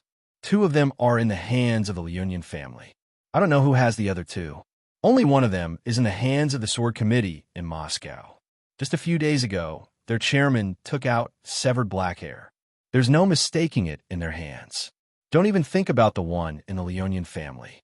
Unless you become Jindi and the Leonian family doesn't have a sword immortal, you might be able to enter. Otherwise, you won't even be able to enter the Leonian family. The only one you can hope for is the one in Moscow. If you want it, you'll have to go to Moscow Bay City. All right, they have something interesting there. If you use that thing, you might really be able to get your hands on severed black hair. Moscow Bay City? Guhan thought to himself. When Yuzhong City was attacked, Moscow Bay City was also attacked. He didn't know how Moscow Bay City was doing under the threat of the invasion. Guhan wanted to look for Tomono Kakaze to ask about the situation in Moscow Bay City. However, he realized that he had already left the Instance Dungeon Service Center and reappeared on the streets of Yuzhong City in the game. At this time, notifications kept ringing in Guhan's ears. In the blink of an eye, there were thousands of reward records popping up. Looking at the time, he saw that they had been rewarded within the last 10 minutes. After hearing the system notification, people kept rewarding him for his previous guideposts. Hey, are they crazy? I've already destroyed an instance dungeon. Why are they still rewarding me? Guhan blushed when he saw the enthusiastic rewards. If only the readers of Qidian were like these players. Chapter 587. Guhan stood on the street for a while and suddenly realized that he didn't know what to do. He originally wanted to run the instance dungeon for a while, but when he thought about the rewards Guhan received, he became a little dispirited. After thinking for a while, he decided to go home and spend some time with the King of Yu. At that moment, a system prompt suddenly appeared in Guhan's communicator. System prompt. Today is the last day to register for the 8 City Sword Duel. You haven't registered yet. Are you sure you want to give up on this time's 8 City Sword Duel? When he saw this system prompt, Guhan remembered that he seemed to have forgotten the most important thing. He actually hadn't registered for the 8 City Sword Duel. There was nothing much to say. What Guhan needed to do now was to register for the Baoqing Sword Duel. The registration point for the 8 City Sword Duel was in the center of Yuzhong City. It was also the location of the sky covering Jindi's statue. There were 50 tables there, and they were all NPCs in charge of registration. It was said that during the first few days of registration for the 8 City Sword Duel, the tables were surrounded by people who came to register. The queue could be more than 10 kilometers away. This showed the popularity of the registration. However, now that it was nearing the end, the people who needed to register had already registered. There were only a few people left. Guhan didn't even need to queue. He directly found an NPC and began to register. Player, please show your name, the NPC said coldly. This made Guhan very confused. Don't you NPCs know what my name is?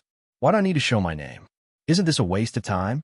However, since the NPC made this request, Guhan couldn't do anything to her. He quickly showed his name for less than 2 seconds and then put it back. He looked around and saw that no one was paying attention to his name. This made Guhan sigh in relief. With his current fame, if he was discovered by the crowd, he would probably have to immediately quit the game to avoid the surging crowd. Dear player, military governor, you are a sword wielder and will participate in the sword duel in the 8 City Sword Duel. If you are close to the threshold of famed sword, you can wait until you become a famed sword wielder before registering to join the famed sword group. The NPC said. Guhan looked at the time. There was less than an hour left until the end of the day. Guhan's sword essence was a little short of 9,000 quarks. It was not at the threshold of 10,000 quarks at all. It was impossible for him to increase his sword essence by 1,000 quarks in an hour. Moreover, the sword duel in the 8 City Sword Duel had always been known as a card rank. For example, a sword wielder who had already reached 50,000 quarks could clearly try to synchronize with a famed sword wielder to participate in the famed sword group. However, he refused to synchronize with a famed sword lady and stayed in the sword duel group. The reason was very simple. If a sword essence of 50,000 quarks went to the famed sword group, he would be bullied. Famed sword wielder with 80,000 to 90,000 quarks were a dime a dozen, and famed sword wielder with hundreds of thousands of quarks were not unheard of. It was unknown whether he would be able to make it to the top 10,000. However, if he stayed in the sword duel group with 50,000 quarks of sword essence, he might be able to compete for the top 10 in the healthcare group. This was similar to a certain journey to the West game before the apocalypse. A large number of people were stuck at level 69, 89, and 119, but they did not level up. They accumulated hundreds of billions of experience points, but they still did not level up. They stayed at level 69 for the rest of their lives, all for the sake of the martial arts tournament. Later on, the system discovered this flaw and increased the level of the rewards. Even the reward for the first place in the sword duel group was not as high as the reward for the first place in the famed sword group. However, it still could not stop this kind of behavior. Who would care about a little reward? Between the first place in the sword duel group and the first place in the famed sword group, everyone knew which one was more tempting. In the previous sword duel in the 8 City Sword Duel, the ancient sword group, the famed sword group, and the spiritual sword group, these 4 groups of sword wielder were all dominated by the card ranks. Occasionally, there would be a few talented and outstanding new players who broke the monopoly of the card ranks, but they were only a minority. As a result, it became a cancer that many players hated. Unfortunately, the game had never thought of a good way to deal with them. After all, they used the excuse that they could not find a sword maiden who could synchronize with them. They could not let the system put all the high-level sword maidens in front of them and force them to synchronize with them one by one, right? Therefore, for the majority of players, if they had not stopped at the sword duel group for a long time and had tens of thousands of quarks of sword essence, the best choice was to stay at the sword duel group and fight for the reputation of the top few. If they had just reached 10,000 quarks of sword essence, then they should not stay. They should desperately look for the token and strive to become a famed sword group sword wielder.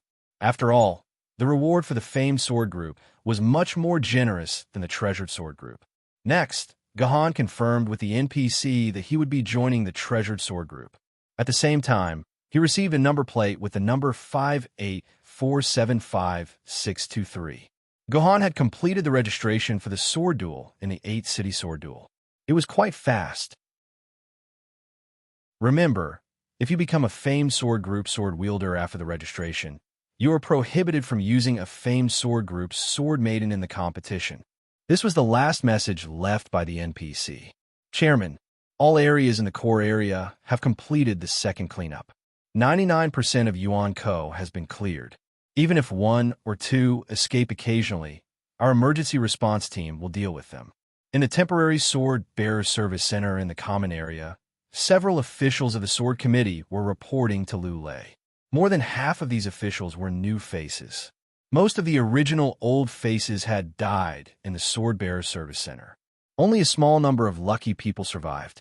Lu Lei had no choice but to directly promote these lucky people to leaders. Then he brought some new people to reorganize the operation of the entire sword committee. However, this also proved that war was the fastest way to get promoted. First, it was easy to make contributions. Second, it was easier for your leaders and competitors to die. Of course, it was also easier for you to die. However, the efficiency of this sword committee had naturally decreased by a lot. It was not as convenient as it had been in the past. It took them 10 days to complete the task of clearing out the Yuan Shun, and only 99% of it was completed. There was still about 1% of the Yuan Shun that could not be found. If this had happened in the past, Lu Lei would have cursed. Is there anything else that I need to deal with? Lu Lei touched his eyes. He had not closed his eyes for 3 days. Even if he was a fairy sword level sword wielder, he was a little overwhelmed in the face of such intense work. If there is nothing that I need to decide, I will go to sleep for a while. There are 2 more things. The staff handed out a document. First, the temporary committee has approved the draft of the core area population replenishment plan. As long as you sign it, this plan can enter the committee's daily review process and begin discussion. Approved. Lu Lei waved his pen. This draft was originally drawn up by him with a few spirit sword level sword wielder. Naturally, there was no reason not to approve it. What's the second matter? The second matter is a civil dispute. The staff hesitated for a moment. There is a family member of a dead civilian who kneels at the entrance of our temporary swordsman service center every day. They said that their family member was killed by the sword wielder for no reason and was cruelly beheaded in public. They hope that we can seek justice for them. Originally, there was no need to disturb you, but they kneeled there every day. The news has spread far and wide. There is a lot of discussion in the city. The TV station has also recorded an interview and will be broadcasting it tomorrow. Therefore, they are asking for your opinion on how to deal with this matter. This is outrageous. Capture that sword wielder for me and hand him over to the commission for discipline inspection. Deal with him severely. We can't let such a black sheep stay here. What does he want to do by beheading ordinary people in public? Is he trying to stir up chaos among the sword wielder and ordinary people? We are already in a mess now, and this kind of thing actually happened. Lu Lei scolded. But, hearing Lu Lei's words, the staff hesitated even more. But what? Don't finish your sentence, do you hear me? Lu Lei said angrily. But we don't know if the sword wielder is dead or alive. We can't catch him even if we want to. The staff looked at Lu Lei's eyes. And this person appears on TV 30 times a day. We really don't know how to deal with this matter. Hearing the staff say this, Lu Lei, who was originally furious, immediately shut his mouth. After a while, he asked, "Are you talking about Gahan?" "Yes, Sir Gahan." The staff nodded helplessly. "Impossible. Gahan is the hero who saved our Yuzhong city. He saved our entire city. How could he do such a thing? Tell me the details of this matter. What's going on?" Lu Lei said agitatedly. He didn't mention any punishment. So, the staff told him about how the old man stopped them from borrowing the bus, hugged Gahan's thigh, and forced Gahan to be beheaded. "Sai, this child has suffered. For Yuzhong City, he's willing to bear this kind of infamy. What a good child." After listening to the whole story, Gahan instantly became a good child. He was no longer the unreasonable black sheep. "Go and drag those troublemakers home. No, since they dare to kneel in front of me, they definitely can't be persuaded. Give them a sum of money to shut their mouths. Then tell the TV station to ban all documentaries and news from broadcasting them. F***CK. What are these bastards at the TV station trying to do? Are they trying to stir up chaos between the sword wielder and ordinary people? All right, you can go. I'm tired. Let me rest for a while." When the staff left, Lu Lei, who was very tired, was about to go to bed. However, he unexpectedly turned on his computer. The icon of the forum of Sword Maiden Online was constantly flashing on the computer desktop. This meant that a very hot piece of news had happened in the forum. What happened? Lu Lei clicked on the news curiously. Then he stood up instantly. His eyes were full of excitement, and there was no sign of fatigue in them at all. Chapter 588. Although everything seemed to be going according to Gahan's plan, at the last step, there seemed to be a small deviation. Because Gahan and Lu Lei were not friends, Lu Lei had to first send a friend request to Gahan before he could communicate with Gahan. There were new problems. Originally, Gahan's communication was set to not be added. In the end, when Gahan changed back to accepting friend requests, a huge string of thousands of friend requests swarmed him, and the number was increasing by dozens every minute. Just looking at these constantly jumping names gave Gahan a headache. What was more frightening was that Gahan had to distinguish which of these friend requests belonged to Lu Lei. Students who had played online games should know that no matter how powerful an online game was, there was no intelligent processing system for friend requests. At most, it would give you the ability to reject all or add all at once. Who would have thought that a person could face thousands of friend requests at once? Helpless, Gahan, who had returned home, could only start manually checking these friend requests one by one. Fortunately, the friend request could show the applicant's gender and the level of the swordsman, which made Gahan's checking a lot easier. First of all, Gahan directly rejected all the female requests. Of course, Lu Lei would not play as a female, right? Even if he wanted to play, the system would not give him the chance to be a lady boy. Next, Gahan also eliminated the swordsman below the level of famous swords. Lu Lei had once said that he loved to play games. Based on his age, he had at least stayed in the game for more than 50 years. If Lu Lei still could not reach the level of a famous swordsman by this time, then Lu Lei could go and die. Of course, this did not eliminate the possibility that Lu Lei did not have much time to play games because he was too busy fighting. That was why Gahan set the lower limit as a famous swordsman. If Lu Lei was really so bad that he was only at the level of a treasured swordsman, then Gahan could only accept his fate. Therefore, as long as the applicant was female or below the level of a famed sword, Gahan would directly click the reject button and reject them. More than 80% of the applications were excluded, so Gahan was not slow in processing these applications. He directly rejected them and added them as temporary friends when he found those that met the conditions. Temporary friends were temporary friends that could only be communicated through text messages and were not allowed to talk to each other directly. Gahan sent a message to all of his friends with the number 26 written on it. If Lu Lei saw this message, he would definitely understand the meaning of the number 26 and give the correct answer. If the person on the other side was not Lu Lei, then he would not understand and would not know what was going on. Soon, all kinds of information came back. Those players didn't know what Gahan's 26 meant, so they started to imagine and came up with all kinds of strange answers. Do I have to be younger than 26? Can I be a little older than 26? Did this person think that 26 meant age?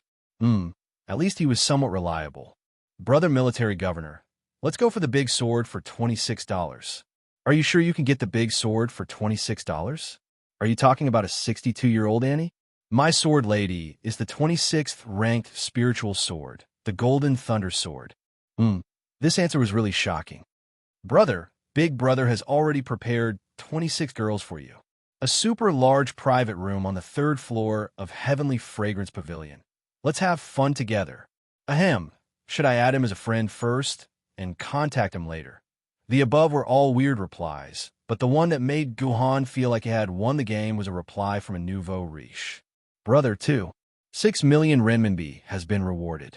Asking for friend. Seeing this reply, Guhan was stunned for a while. Then he checked the reward records just now and saw a huge reward of 6 million renminbi. It was hard for Gahan to reject such a nouveau riche. After all, he had spent 6 million renminbi.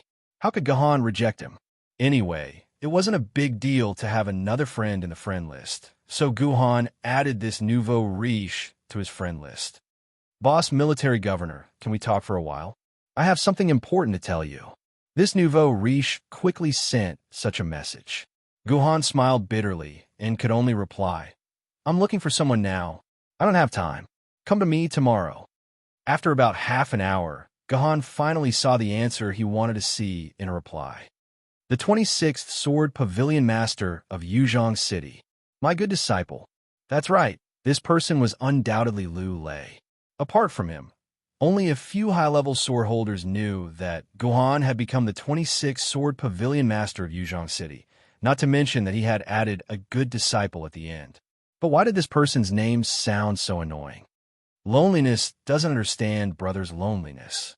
Seeing this name, Guhan couldn't help but think of a certain punk aristocrat with a cigarette in his mouth, hair sticking up like a hedgehog, and the corners of his eyes showing 180 degrees of sadness.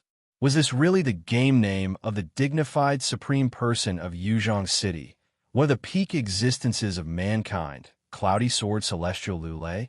Fortunately, when Lu Lei connected to Gahan, Gahan completely confirmed Lu Lei's identity. Good disciple, are you okay?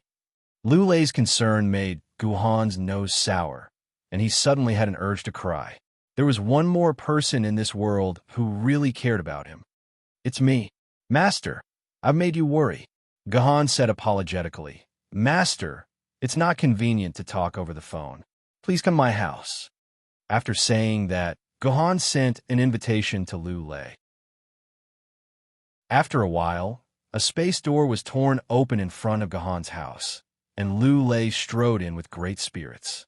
Good disciple, this is your house. Not bad. Lu Lei looked left and right, knocking on Gahan's house thoroughly, and then sat down with Gahan in the living room.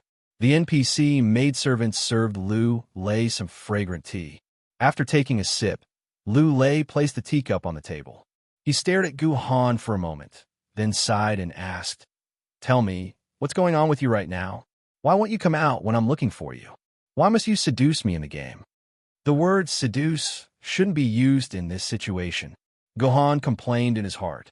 Master, to tell you the truth, I was heavily injured in that battle, and I only woke up yesterday.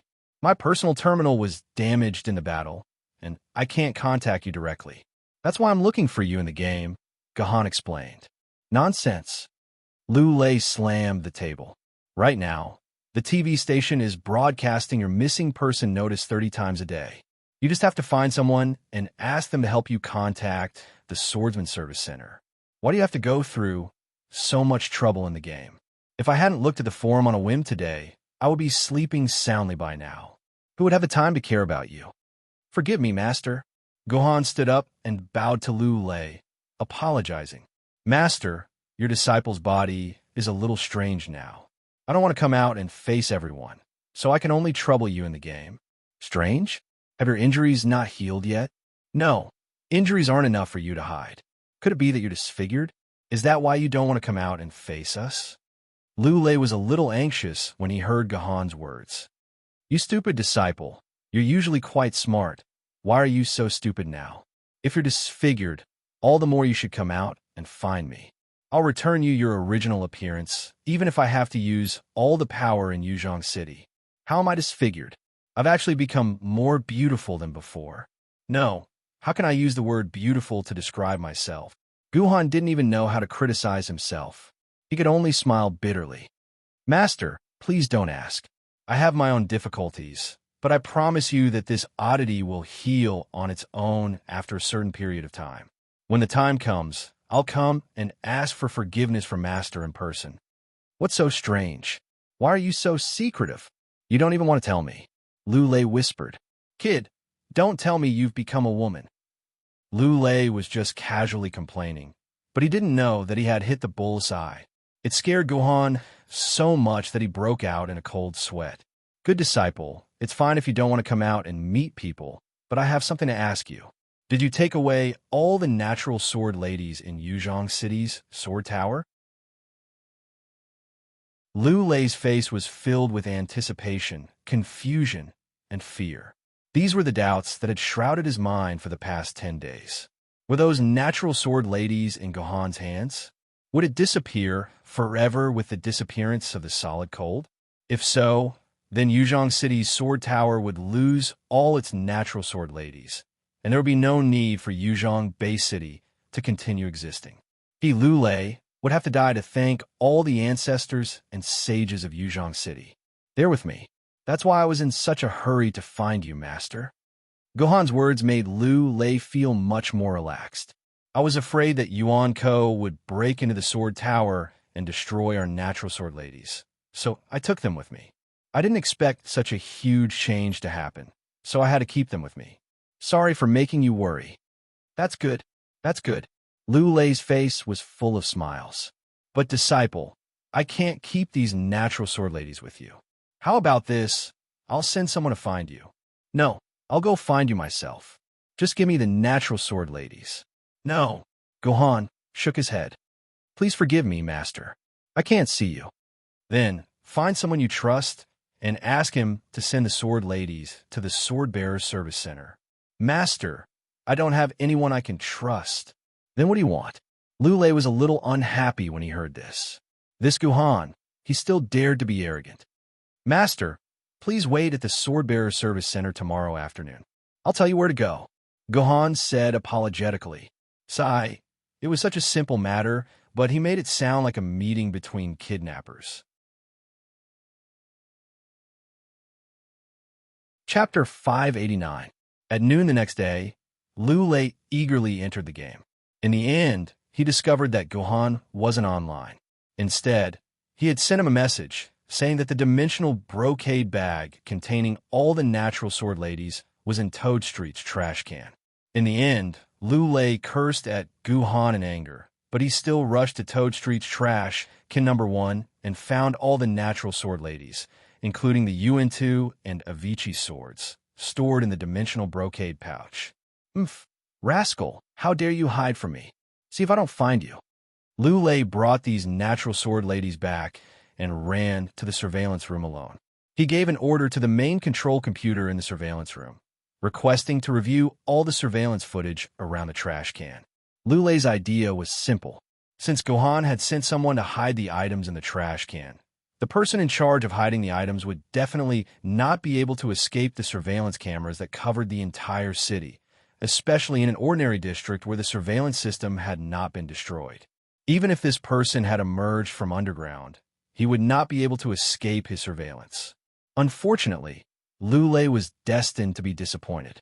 When Liu Lei ordered the computer to review the surveillance footage, the computer actually refused. Honorable Chairman of the Sword Committee, Mr. Liu Lei, all the surveillance footage in this area has been deleted. What? Liu Lei's hair and eyebrows stood up. Who has the guts to actually delete the surveillance footage in Yuzhong City? No, who else but me has the authority to delete these surveillance footage? It's the Sword Pavilion Master, Lord Gohan. The computer said calmly. If you have any complaints about the procedure, you can go to the Sword Committee and file a complaint with me." The computer's words made Lu Lei's face stiffen. That's right, Gohan was already the Sword Pavilion Master. In theory, he was already on equal footing with him. If he wanted to delete the footage, there was really nothing he could say. Damn it, wasn't he digging a hole for himself to jump into? Ignoring how vexed Lu Lei was, Gu Xianyuan was lying quietly in the Yu siblings' room, with Juzi sitting obediently beside her. "Is it done? Did you see him take it?" After a day of recuperation, Gu Xuanyuan's voice had more or less recovered. There would no longer be any intermittent hoarseness. This proved that Gu Xuanyuan's body was constantly improving. The Xianyuan sword did not deceive Gohan. "Yes, I saw the white-bearded old man take it away. It's exactly the same as the photo you gave me, Master," Juzi replied respectfully. Unlike the other sword maidens like the Heavenly Reliance, Do Yu, and Qing Pin, Juzi seemed to be absolutely obedient towards Gohan. Whenever Gohan gave an order, Juzi would carry it out without any hesitation. It was almost as obedient as the man-made sword maidens. "Sister Juzi, Sister Juzi." Suddenly, Lu Yin's voice rang out from inside the room. He carried a broken computer and ran in.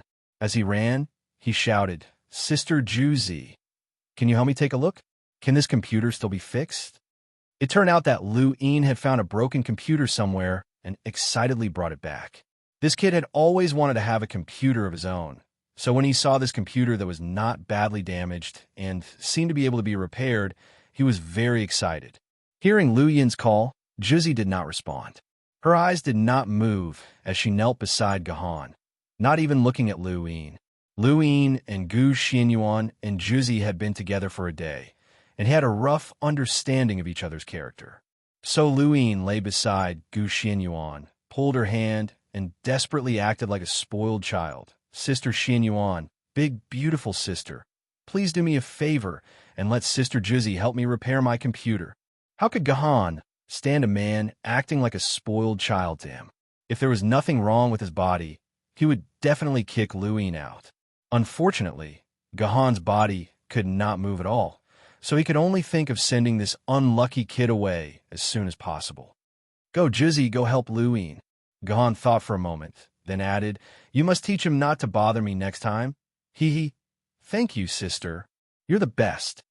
Lu Yin kissed Gu Xuanyuan's face, then pulled Juzi's hand and ran to repair the computer. Gohan did not know what kind of expression to use, so he could only roll his eyes, put on his helmet, and re-enter the game. There were only a few days left before the start of the Sword Among the 8 Cities tournament. Before that, Gohan needed to improve his sword essence as much as possible. Gohan had nothing else to do after entering the game, so he obtained an SSS rating for a brand new sword level instance dungeon. Then, he spent some time with King Yu before returning to reality. The moment Gohan opened his eyes, he heard a loud noise. The source of the noise was naturally Lu Yin, the brat. His computer had probably been successfully repaired with Juzi's help. Gohan could hear the sound of killing coming from the poor sound system. It seemed like Lu Yin, the brat, was happily playing the game. "Lu Yin, you're crazy." Just as Gohan left the game, his sister, Lu Shihua, hurriedly ran in from the door. She grabbed Lu Yin's ear and scolded him in exasperation. "You little brat, you're always doing nothing. Do you know how much electricity this computer consumes? If you continue playing like this, our house will have a blackout tomorrow night. We only have a little money to eat now. Without electricity, how are we going to live?" "Sorry, sister. I was just too happy." "Sister, don't be angry. I won't play with the computer anymore." Lu Yin lowered his head and quickly turned off the computer, looking like he knew he was in the wrong. Wait, the electricity could only last until tomorrow night. Gohan suddenly thought of something. He looked at the gaming helmet beside his head and smiled bitterly. It seemed like the electricity could not last until tomorrow night. As expected, 10 minutes later, the dim light instantly dimmed. The entire room fell into darkness, and one could not even see their fingers in front of them. "Wow, Lu Yin, you brat, just how much electricity did you use today? You actually black out now." After a moment of silence in the darkness, Lu Shihua's angry voice could be heard. followed by the sound of Lu Yin's butt. From how loud the sound was, it seemed like Lu Yin's but would not be able to touch the ground for a few days. After a period of noise, the room was silent apart from Lu Yin's sobs. However, very quickly, Lu Shihua also started sobbing. Then, the two siblings suddenly hugged each other and cried bitterly. Good brother, I'm useless. I haven't earned a single cent these past few days. Otherwise, I wouldn't have hit you like this. It's all because I'm useless. It's all my fault. Lu Shihua choked. Sister, it's not your fault. I'm too lazy. From tomorrow onwards, I'll go with you to earn money. No matter how hard it is, I'll go sob sob sob. Lu Yin quickly comforted his sister. Hearing the conversation between the siblings, even Gu Han couldn't bear to see them like this. Forget it. They saved him, and he had used up a day's worth of electricity. Even if it wasn't for them, he had to help them out of their predicament for the sake of his smooth gaming at the beginning of the Sword Among 8 Cities tournament. However, Gahan did not have a personal terminal. Even if his personal account exceeded 100 million, he could not transfer a single cent to them. Moreover, the entire account was probably under Lu Lei's surveillance. If he transferred the money, Lu Lei would definitely trace it back to him. Therefore, he could only think of a way to help them earn money. However, how could he help them? Looking at the pile of accessories around him and the gaming helmet that had just been repaired, Gohan had an idea. Excuse me, can I interrupt you for a moment? The siblings who were hugging each other suddenly heard Gu Xuanyuan's angelic voice. Only then did Lu Shihua remember that he was not living with his brother anymore. There were 2 more people in the house. Excuse me, Miss Gu. Lu Shihua quickly wiped away his tears. What does Miss Gu want to say? Feel free to say it. All right, I want to ask you, if you sell this computer, what's the cheapest price you can get? Gu Xinyuan asked such a question. What? You wanted to sell the computer? Lu Yin immediately hugged the precious computer that he had just repaired. No, I won't sell it even if I die. Contrary to Lu Yin, Lu Shihua's eyes lit up. Selling this computer, this was a good idea. I remember that there are a lot of people here who want a computer, but the price is too high. The people here can't afford it. But this computer was picked up by Lu Yin. Even if we sell it for 10 yuan, we will still make a profit.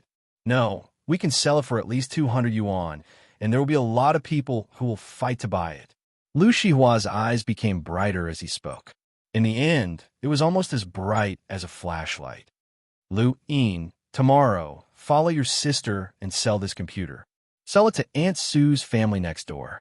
Her grandson has been asking for a computer for a year. If 200 yuan can buy a computer, then she will definitely pay for it. Not selling. Even if I die, I won't sell it. Lu Yin hugged his computer and refused to sell it no matter what. This made Lu Shihua anxious. The siblings were about to quarrel. Why must you sell this computer? Gohan really couldn't stand it anymore. He could only enlighten the 2 idiots. Since Lu Yin has the ability to repair computers, why don't you find some abandoned appliances? Let Lu Yin repair them and sell them all? My good brother, I love you so much. I will depend on you from now on. Chapter 590. In the eyes of the people on Toad Street, the Lu siblings, who had always been the most miserable people on Toad Street, suddenly had their lives turned for the better. Nobody knew where that brat called Lu Yin learned how to repair electrical appliances.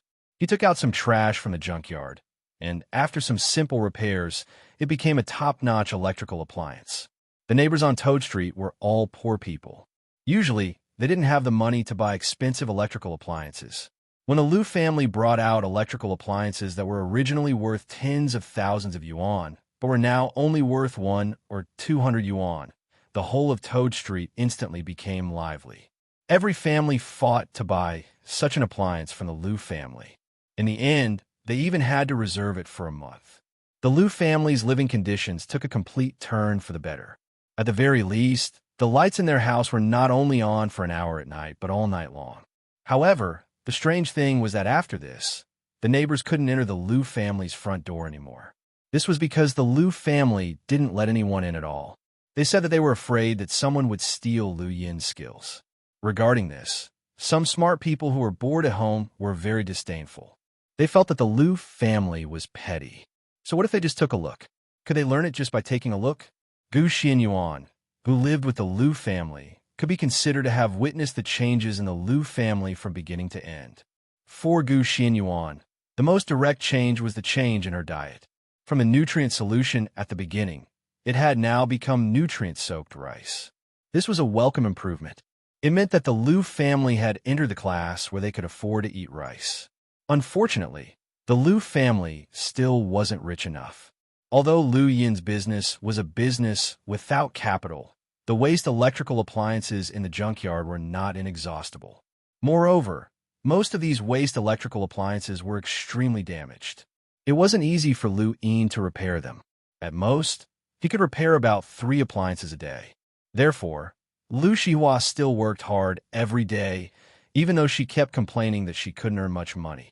Of course, this had nothing to do with Gahan. He had been immersed in the game for the past few days. Because Qing Pin, Do Yu, and Etian weren't by his side, he couldn't free them in the game. Therefore, Gohan naturally stayed with King Yu every day. When the Sword Maidens in the game merged with the Sword Maidens in real life, the Sword Maidens in the game would be equivalent to a game character. Therefore, when the Sword Maiden's consciousness did not log in with the Sword Wielder, they could only maintain their sword form and could not transform into Sword Maidens. This way, the only Sword Lady that Gahan could transform into was King Yu. Originally, he could have the Juzi sword as well. Gahan had already collected the token of Juzi's sword. He only needed to exchange for it in the game. However, Gahan didn't want Juzi's sword to interfere too much with his world because Juzi's sword was destined to be abandoned by him. The more he experienced, the more cruel it would be to Juzi's sword. In the past few days, apart from accompanying King Yu, Gahan spent the rest of his time grinding dungeons. Gahan had already cleared all the sword grade dungeons. Of course, his level was SSS grade. Of course, Gahan cleared these dungeons for the rewards. After all, the basic rewards for the first SSS grade dungeon were increased by 100 times. Among these rewards, sword element pills were given to Gahan, causing Guhan's sword element in the game to skyrocket. In the end, it broke through 15,000 quarks, which happened to be equal to the number of sword element in the real world. The two returned to balance. It was worth mentioning that 2 of the dungeons had broken records, causing Military Governor's name to rise twice in the game world. The entire forum was filled with posts discussing Military Governor. However, the topic of these posts hadn't changed over the past few days: the connection between Military Governor and the disappearance of the Wuhan Search Instance Dungeon. This was because after Gahan refreshed the Wuhan Search Instance Dungeon's achievements, the Wuhan Search Instance Dungeon was deleted. Even an idiot would know that there was a connection. However, what did Military Governor do to make the Wuhan Search Instance Dungeon disappear? This was the main point that the players were talking about. The discussion on the forum had exceeded 100 million replies, and the topic post had exceeded 100,000. There were hundreds of new guesses every day. Needless to say, there were actually a few people who guessed a bit of the truth. By the way, do you still remember the nouveau riche player who tipped Gahan to 6 million? At that time, Gahan had agreed to chat with him at noon the next day. As it turned out, this nouveau riche was the owner of one of the Military Governor's high-level fan groups. This group was made up of nouveau riche players who had to pay a membership fee of more than 100,000 to join the group. There were only 26 people in the entire group. When the nouveau riche saw the number 26, he thought that Military Governor had already found out about the existence of this group. In a moment of excitement, he transferred all 6 million to Gahan. Then, the owner of the group warmly invited Gahan to join this super fan group. After Military Governor stated that he would only lurk and not speak, the owner had no choice but to join the group. By the way, the name of this group was Xianyuan Sword. This group name wasn't chosen by Gahan, but by the owner of the group when the group was created. In the words of the owner, sooner or later, our Military Governor would have to coordinate the sword bearers of the Xianyuan Sword. One had to admit that this owner had the potential to be a charlatan. Right now, wasn't the Xianyuan Sword in Gahan's hands? F*CK. Now Gahan's name was Gu Xinyuan. As the days went by, Gahan gradually regained control of a small part of his body below his neck. He was already able to lift his head slightly. He didn't need to lie down all day and could also lean on a soft pillow to pass the day. On the 5th day after Gahan came to the Liu family, a somewhat exciting moment finally arrived. Gahan had been looking forward to it for a long time. The only thing that attracted Gahan a little was the 8 cities sword tournament that was held once every 10 years had finally begun. The sword element oral solution as a reward for the 8 cities sword tournament was a fatal temptation for Gahan.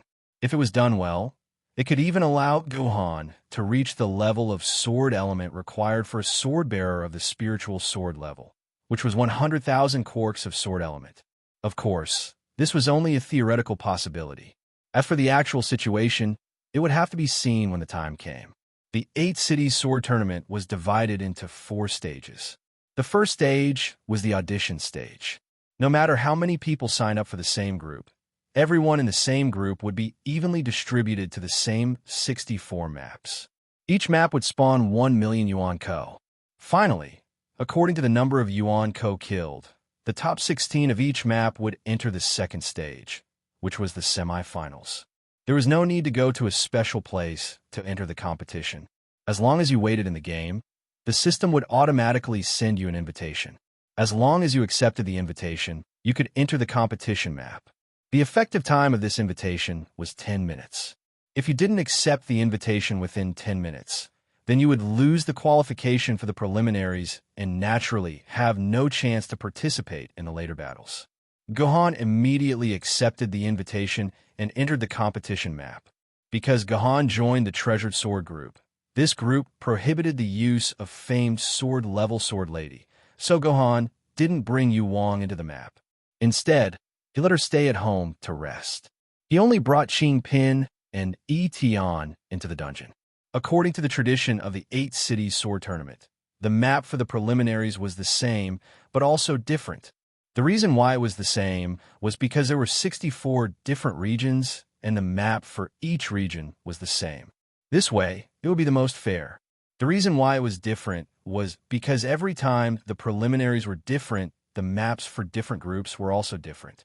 This time, the map for the Treasured Sword group that Gahan participated in was actually a vast ocean. In other words, the Treasured Sword group would have to fight with the Yuan Ko in the ocean. This was a new battle scene for Gahan. Before this, Gahan had never experienced a battle on the sea.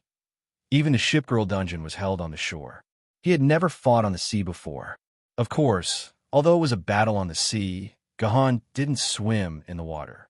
Instead, he stood on a small bamboo raft. Looking into the distance, Gahan could see other bamboo rafts. As time passed, the number of bamboo rafts also increased. This meant that there were more and more sword bearers being assigned to this region. System announcement. Player Military Governor is welcome to the Treasured Sword Group preliminaries of the 8 cities sword tournament. The competition will officially begin in 10 minutes. During this time, you can familiarize yourself with the surroundings. However, you will not be fighting with any Yuan Ko or sword bearers. System notification. All known information on this map can be obtained through the controller on your bamboo raft. Please protect your transportation tool properly. Once you lose your transportation tool, you will be automatically removed from the map, and the preliminary round will end. However, your kill score will not be affected. After listening to the system announcement, Gahan found a controller of the bamboo raft. There was a tablet on a tray on the bamboo raft. The information was displayed on the tablet.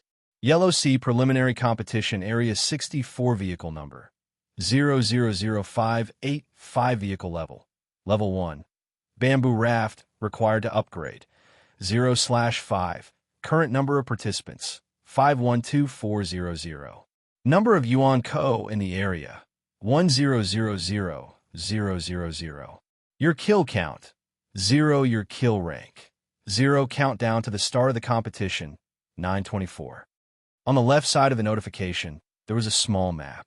Gahan tried to tap on the map, and the bamboo raft automatically began to move towards the location Gahan had pointed at. It seemed that these bamboo rafts were controlled by a computer, It saved Gahan the trouble of controlling the raft. However, after thinking about it carefully, it made sense. If he had to control the raft while fighting, then the competition wouldn't be fair. What about those sword bearers who didn't know how to control the raft but were good at fighting? Gahan carefully stared at the controller and found that the number of participants was constantly changing. This meant that there were still people entering the map. Gahan observed the other participants around him and found that most of them were sitting excitedly and observing their surroundings. Their boats didn't show any signs of moving at all. Seeing this, Gahan sneered. The 10 minutes I gave you weren't for you to enjoy the scenery. These 10 minutes would definitely play a crucial role. After saying that, Gahan began to control his bamboo raft and move towards the place with the most bamboo rafts. Chapter 591. When the countdown reached 0, the number of players in the 64th preliminary round was finally fixed at 728,600. In total, there were nearly 730,000 players fighting for the 1 million yuan ko lives in this map. Any player with a little bit of mathematical knowledge would know that on average, there were only 25 yuan ko lives per person. It could be said that there were too many monks and not enough gruel. Every single yuan ko had to do their best to fight for the lives of others.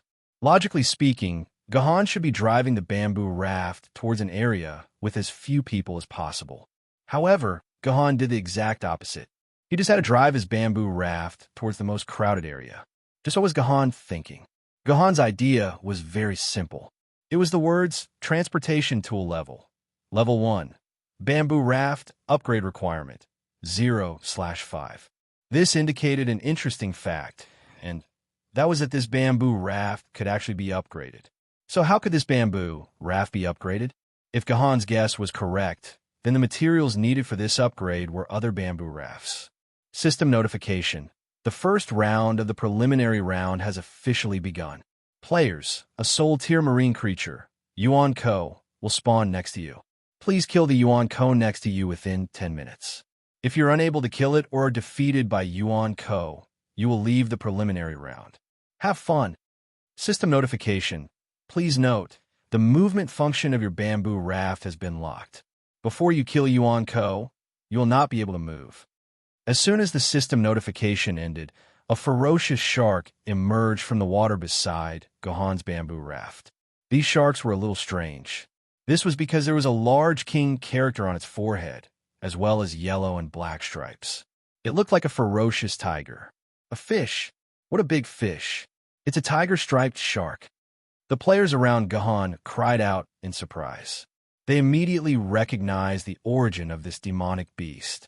Yuan Ko name, tiger-striped shark grade. Soul Tier 2, Dimensional World. Eastern Demon Realm Entry Instance Dungeon. All Marine Environment Instance Dungeons HP. 2 stars Attack. 2. 5 stars Agility. 3 stars Demonic Power. 2 stars Ability. They can shoot corrosive water arrows from their mouths. At the same time, they can let out terrifying roars. Similarly, their teeth are extremely sharp. Ultimate moves, corrosive water arrow, tiger roar, shark bite. Introduction. One of the most commonly seen Yuan Ko in the seas of the Eastern Demon Realm. It is said that their ancestors were a pair of great demon, level tiger demon, Kong, and shark demon, White. The union of the two great demons resulted in the special group of tiger-striped sharks.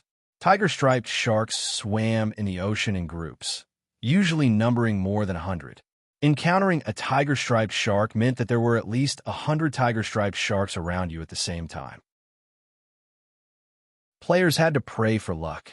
It is said that if you kill more than 10,000 tiger-striped sharks, you'll be able to see the legendary Yuan Ko, Kong, and White. The first thing the tiger-striped shark did after it revealed its head was to shoot a green water arrow from its mouth in an attempt to give Gahan a good start. Gahan nimbly dodged the water arrow. Then, he raised his sword and slashed down. A total of 5/9 swords of mysterious heaven, Sword of the Abyss, slashed forward. In an instant, the tiger-striped shark was minced into a fish soup and returned to the dimensional vortex. Kill count, 1. Years ranking, 1.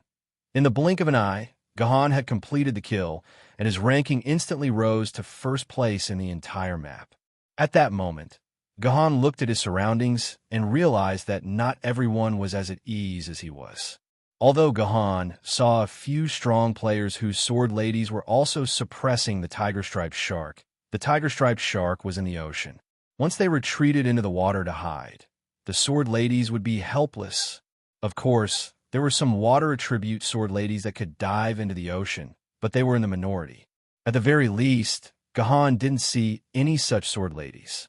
Once the tiger-striped shark was injured, it would become extremely cunning. It would linger in the ocean for a long time before seizing the opportunity to leap up and attack again. Unless someone could be like Gahan and use their ultimate move the moment the tiger-striped shark revealed its head and instantly kill it, this battle would be difficult. Could it be that everyone could only kill one Yuan Ko? When would the top 16 be decided? Seeing the players around him struggling to kill their opponents, Gahan couldn't help but doubt the system's intentions. Could it be that players like him who claimed to kill Yuan Ko in advance could only wait for the others to finish killing the tiger-striped shark and then wait for the next wave of Yuan Ko to appear? This was simply a retarded setting. Gahan rolled his eyes and tapped on the controller. His bamboo raft began to move toward the player beside Gahan. It was a flustered player. His sword mistress was an ordinary sword mistress. She was standing on the bamboo raft, looking around cautiously, waiting for the tiger-striped shark to attack at any time. Her sword mistress, on the other hand, looked dispirited. The left side of his body had turned green, and his shield was constantly emitting white smoke. It was obvious that he had not dodged the corrosive water arrow shot by the tiger-striped shark, which was why he was in such a state. This guy can't make it. As the raft moved forward, Gahan took a look at the tiger-striped shark's battle. Not only was the tiger-striped shark disorganized, but the Sword Maiden's attack power was also very weak. He estimated that it would take at least 30 attacks to kill the tiger-striped shark. However, the tiger-striped shark only needed 3 more corrosive water bolts to kill this unlucky bastard. I'll send him off. As Gahan thought about it, the tiger-striped shark jumped out of the sea and attacked the sword lady again. Just as his sword lady was about to counterattack, she saw a few sword chi flash past her like otherworldly immortals. The ferocious tiger-striped shark instantly returned to the dimensional vortex. Kill count 2. Kill rank 1. Gahan glanced at his notification. As expected, killing someone else's tiger-striped shark would also count to his kill count. A human's brain was indeed more flexible. In contrast to Gahan, the sword lady was at a loss. What's going on? Where's my Yuan Ko? The sword wielder didn't even know what was going on. System notification. Your Yuan Ko has been killed by the sword lady, military governor. Your preliminary round has ended. Your kill count is 0, and your rank is 0. You will leave the preliminary map in 5 seconds. Please wait patiently for the preliminary results. They are expected to be sent to your mailbox in 2 hours. It wasn't until he heard the system notification that the sword wielder realized that his Yuan Shun had been intercepted by someone else. You bastard, get out here. You can't play around like this. The sword wielder's face was filled with misery, and Gahan felt a little bad when he saw this. Unfortunately, the sword lady could only stay for another 5 seconds. He couldn't even finish cursing. It was really too pitiful. When the sword lady returned to the game map, she looked at the system notification angrily a few times. In her mind, she could have become the top 16 in District 64, killed everyone, and obtained the first place in the sword level. In the end, she was killed by a bastard called Military Governor. Wait, this sword lady was called Military Governor? The sword lady patted her head, then looked at the notification several times again. In an instant, she smiled like a flower. She took a screenshot of the system notification and posted it on the forum. She added a big title, "The first person to die in the hands of the military governor." Who's more awesome than me? I'm the first. The title described in detail how she fought the tiger-striped shark and how the military governor's transcendent flying immortal helped her escape from the abyss of suffering. Then, she spent a few thousand words to express her admiration for the military governor. This post instantly became popular on the forum. It was said that this post even received tens of thousands of RMB in tips, which made the Sword Lady earn a lot. In terms of value, the Sword Lady earned more than the Sword Lady in the top 16. As a result, after that, every player who had fought with the military governor felt honored to receive a system notification that they were defeated by the military governor. There was even a rare defeated party in the forum. Players who hadn't been defeated by the military governor didn't even have the right to join this party. Of course, this was a story for later. Our attention returned to Guhan's side. When the unlucky Sword Lady disappeared from the map, the bamboo raft under her feet didn't disappear. Instead, it quickly approached Guhan's bamboo raft. In the end, the two bamboo rafts merged together and became a bamboo raft that was twice the size of the previous one. However, one of the bamboo raft's controllers was gone. It was still the same controller that Guhan originally had. The bamboo raft was only twice the size, but its speed didn't increase much. At this time, the benefits of Guhan choosing a crowded area showed itself. Because there were so many bamboo rafts here, Guhan had a lot of choices. In principle, Guhan wouldn't touch the Sword Lady who had the ability to kill the tiger-striped shark. After all, they were participating in a game. He couldn't let them leave so quickly. Therefore, Guhan only picked the weaklings who looked like they couldn't kill the tiger-striped shark. Soon, Guhan chose his next target. It was a Sword Lady who was also in a sorry state. 20 seconds later, Guhan's sword energy killed the tiger-striped shark. Amidst the Sword Lady's curses, Guhan successfully increased his kill count to 3. System notification: 16 players have killed their opponents. The leaderboard is officially open. Everyone can check your current ranking through the controller. After Guhan killed 3 tiger-striped sharks, only 16 players had killed their first tiger-striped shark. This speed was amazing. Guhan glanced at the leaderboard. As expected, he was ranked first with a kill count of 3. Starting from second place, everyone's kill count was 1.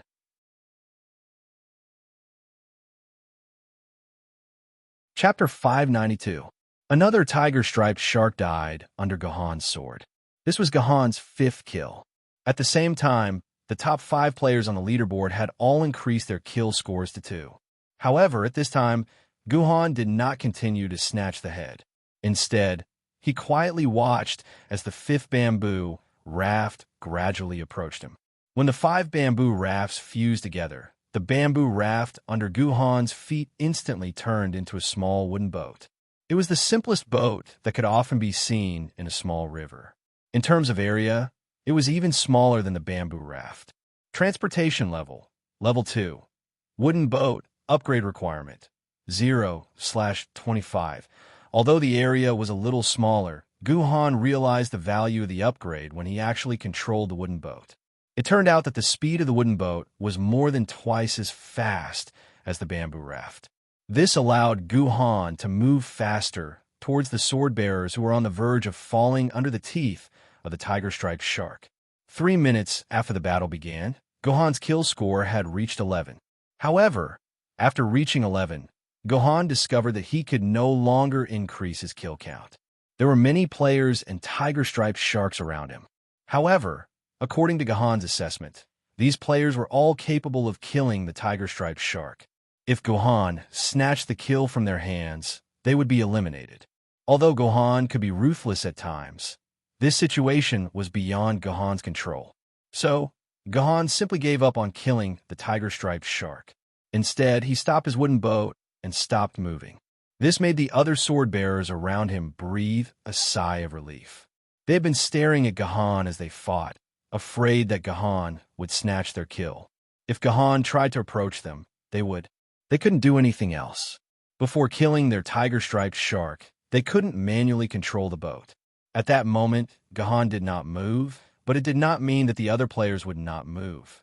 After a player near Guhan finally killed his tiger-striped shark, he began to look at the tiger-striped sharks of other players. He had seen Guhan's actions just now. He felt that it was a good idea and that he should learn from it with a humble attitude. So, the player set his sights on another player not far away. Unlike Guhan, who only targeted the tiger-striped sharks that were impossible to kill, This player specifically targeted the tiger-striped sharks that were about to be killed. The reason was simple. It was faster to kill the tiger-striped shark. In the end, the player who was about to kill the tiger-striped shark suddenly noticed a sword mistress appear beside him. Then, the sword mistress unleashed a powerful skill and killed his tiger-striped shark. System notification. Your player, Yuan Ko, has been killed by sword-bearer, immovable Yu. Your preliminary round has ended. Your kill count is 0, and your rank is 0. You will leave the preliminary map in 5 seconds. Please wait patiently for the preliminary results. They will be sent to your mailbox in 2 hours. F***CKU Old Wood. Even though the player wanted to curse immovable Yu's ancestors, he only had 5 seconds. After 5 seconds, the player left the map with endless unwillingness. As expected, this is the right way. Immovable Yu exclaimed excitedly. It was as if he had seen a shortcut to the top of the leaderboards. By the end of the first round, 9 tiger-striped sharks had fallen victim to Immovable Yu. Immovable Yu's kill count quickly soared to 10, only 1 less than Guhan's. It was worth mentioning that military governor's name had fallen from the first place on the leaderboard. Now, the number of kills in the first place had reached 24, and the number of kills in the 16th place had reached 22. It seemed that these players were like Immovable Yu. Their tiger-striped sharks had risen so quickly by killing the ordinary players who had worked so hard until their last drop of health. Some people might think that it was unfair and that they were picking up scraps. But who could they blame? It was all because they were not fast enough to kill their enemies. If they couldn't even protect their tiger-striped sharks, the top 16 in this region had nothing to do with them. All in all, Guhan's 11 kill count was only around the 200s in the region. It seemed like he was still far from his standard. Of course, Guhan was very calm because he knew that the first round was just an appetizer. The real points would come later. It was not worth it for him to go against his principles for such a small amount of points. But what Guhan didn't know was that there was already a top post on the forum. This post only did one thing, and that was to broadcast Military Governor's battle report throughout the entire process. Those fans of Military Governor who also belonged to the 64th region all took screenshots of the 64th region's leaderboard before they left the region. As a result, the changes in Military Governor's ranking were displayed in the eyes of all the players who were browsing the forum. In the beginning, it was just as everyone had expected. The Admiral was the only one left in the dust. Within a minute, he had obtained 3 points, and within 3 minutes, he had achieved 11 kills. At this time, the person in second place on the leaderboard only had 3 kills. So everyone praised Military Governor for being awesome. Awesome. The first place of the Treasure Sword group was definitely him. But after 3 minutes, something that no one could understand happened. Military Governor's points were stuck at 11, and the players behind him continued to increase. Finally, in the 7th minute, the player in second place surpassed the Admiral, reaching a few points. After that, the Admiral's ranking dropped by 3,000 feet, and in the end, he actually fell to a position in the 200th place. F***CK. I'm not a fan anymore. He's just a piece of trash. Many players saw the change and said bitterly. Fortunately, a player from the first scene quickly replied with an explanation. This was what he wrote. Everyone, stop arguing. Let me explain to everyone why Military Governor was stuck at 11 points. I was at the first scene, and Military Governor was right beside me. I saw him kill 11 tiger-striped sharks in 3 minutes. So he must be Military Governor. Seeing Military Governor kill 11 people, I was so excited. I couldn't wait for Military Governor to come to my side. I'd rather give my tiger-striped shark to him. But after Military Governor killed 11, he stopped moving and stayed in place. He didn't kill another tiger-striped shark until the end of the 10 minutes. At first, I couldn't understand why. Military Governor clearly had a lot of tiger-striped sharks around him. With Military Governor's swordsmanship, even 124 tiger-striped sharks could be killed by him, let alone 24. This is too exaggerated. Guhan didn't even have 124 tiger-striped sharks around him. Then, when a player called Immovable shamelessly killed a tiger-striped shark that had only a sliver of HP left in it, I finally understood. It turned out that military governor didn't want to steal those tiger-striped sharks from us. Because of all the remaining tiger-striped sharks, there wasn't a single one that the players couldn't defeat. They were all stolen by other shameless players. This meant that military governor had already seen through us. He didn't want to steal from us players who could kill tiger-striped sharks with our own strength. Oh my God, my military governor is so great. I love my military governor more and more. Military governor, your sword scar is so handsome. Just looking at your sword scar makes me wet. If you see this message, please add me on QQ, XXXXX564. I'll be waiting for you in Yuzhong City. Although the explanation was cut short in the end, the truth of the matter was greatly discounted. However, several other players who were assigned to the vicinity of Guhan quickly posted their own screenshots to prove the statement in the reply. In an instant, military governor's popularity rose in the forum. Everyone praised military governor for being a good person, a perfect person. It was the future of mankind and the hope of the world. Even a few players who had their tiger-striped sharks snatched by Guhan came out to reply. They expressed that they definitely couldn't beat that tiger-striped shark, that the admiral had done the right thing in killing it, and that they were willing to give their tiger-striped sharks to the admiral. After the first round ended, the map returned to normal. Looking at the prompt, the number of players in the region had dropped from 730,000 to 250,000. A total of 480,000 players had failed and left the battlefield. According to the system, there was a 10-minute break for the second round of battle. Taking advantage of this time, the players around Gahan drove their bamboo rafts or wooden boats away from military governor. They were afraid that Gahan would steal their prey again in the second round. Of course, there were also players who did the opposite. 4 to 5 players took the initiative to drive their boats to Gahan's side and shouted excitedly, "Military governor! Military governor! I'm your fan. Can I take a screenshot with you?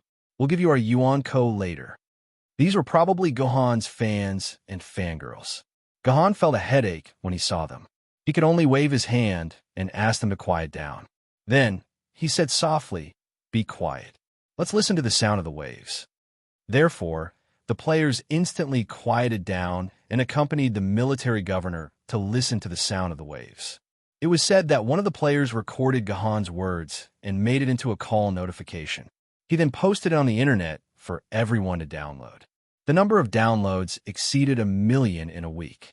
System notification: the second round of the qualifier has officially begun.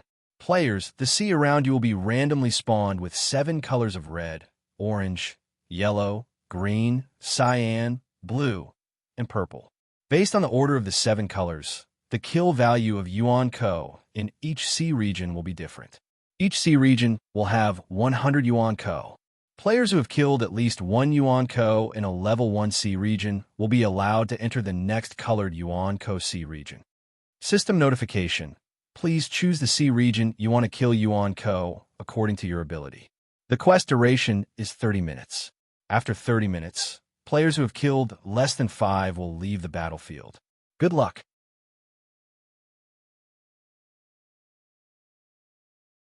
Chapter 593. As the system notification disappeared, Guhan discovered that the wooden boat could move again. At the same time, the color of the seawater changed drastically. At this time, the seawater around Guhan had become milky white like milk, and the color of the seawater in an area the size of a football field not far away was crimson. That was the level 1 sea region. Under Gahan's control, the small wooden boat under his feet began to move rapidly toward the crimson sea region. However, this time, Gahan was not the first to arrive. The first to arrive was a wooden boat that was originally in this sea region. At that moment, the owner of the wooden boat was engaged in an intense battle with a tiger-striped shark. It seemed that the Yuan Co of the Crimson Sea region was still a tiger-striped shark. That meant that all the sword-bearers who stayed here could actually survive in the level 1 sea region. That meant that the level 1 sea region must be overcrowded. Gohan was the 10th sword-bearer to enter this sea region. As soon as he entered, a tiger-striped shark impatiently charged at him, seeking death. In the end, just like the previous tiger-striped sharks, it was killed by Guhan with 1 slash. System notification. Your kill count has increased by 1 point. After Guhan killed a tiger-striped shark, another tiger-striped shark immediately jumped out and attacked Guhan.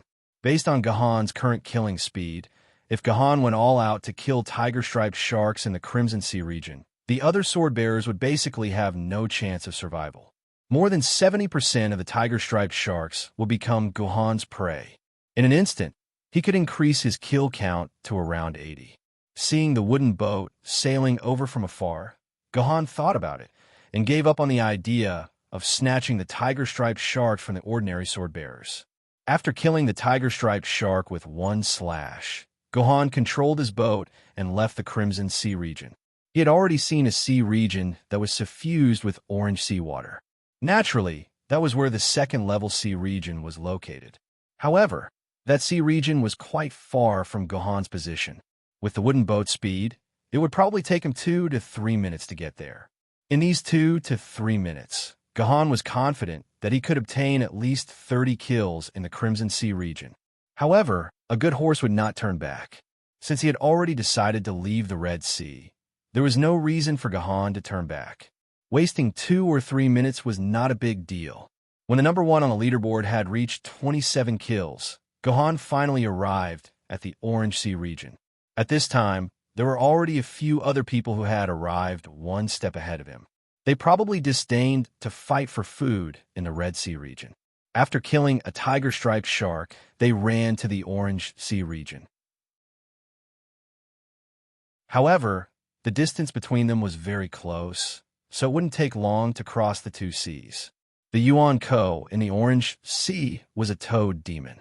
It sounded like Yuan Ko had some connection with Song Hama. Yuan Ko name, Toad Demon. Grade, Soul Level. World of 2-dimensional, Eastern Demon Realm. Instance Dungeon, All Sea Environment Instance Dungeons. HP, 2 stars. Attack, 3 stars. Agility, 3 stars. Demonic Power, 3 stars. Ability, every part of the Toad Demon's skin is stained with poison. Once it comes into contact with the Sword Lady, other than the Sword Lady will be poisoned. At the same time, the Toad Demon also has the ability to combo and self-destruct. Ultimate skill, Poison Protection, Double Combo, Poison Burst, Summon Soldiers. Introduction. One of the most commonly seen Yuan Ko in the seas of the Eastern Demon Realm. They are the elite officers of the Dragon Palace. Every Toad Demon commands 20 shrimp soldiers and 2 crab generals. They are fully deserving of being mid-level officers of the Dragon Palace. The Toad Demons are soldiers of the Dragon Palace. When they are under attack, they will call for their subordinates to assist them in battle. They are very difficult to deal with. You must find a way to break their conch. The Toad Demons in the Orange Sea were much stronger than the tiger-striped sharks. At least they didn't need to rely on jumping from the sea to attack. Demonic beasts of their level could already walk on the waves. These Toad Demons stood on the water as if they were standing on flat ground.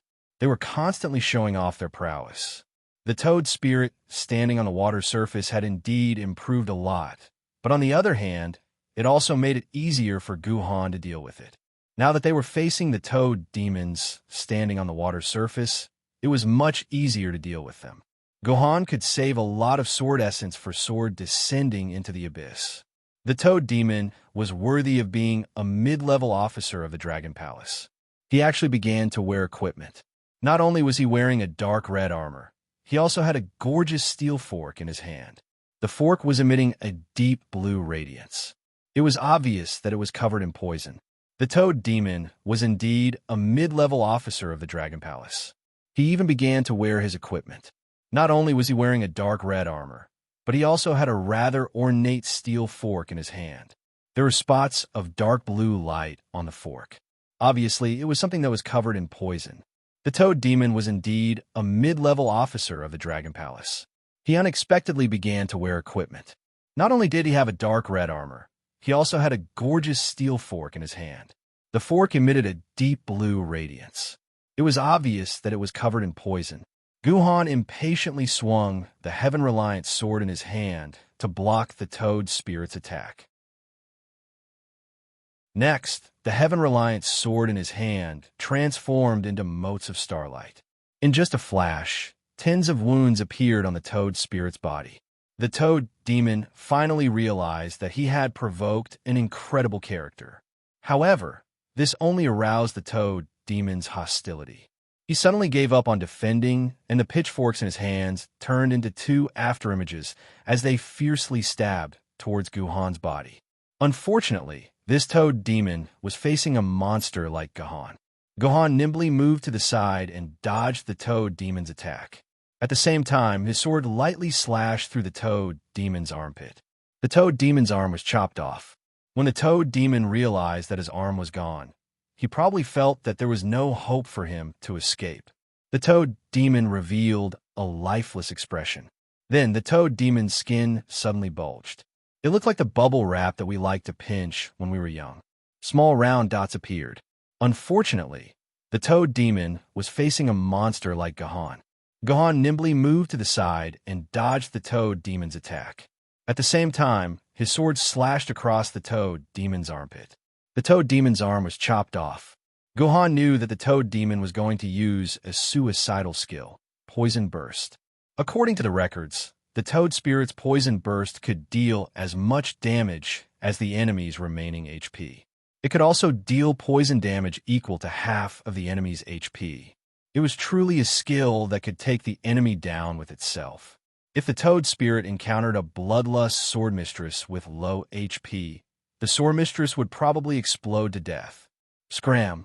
The heaven-reliant sword flashed like a meteor. The dark red bubble on the toad demon's back was instantly pierced by the sword. This was the toad demon's core bubble. As long as this bubble was broken, the toad demon's self-destruction would be interrupted. At the same time, the toad demon would suffer a severe backlash.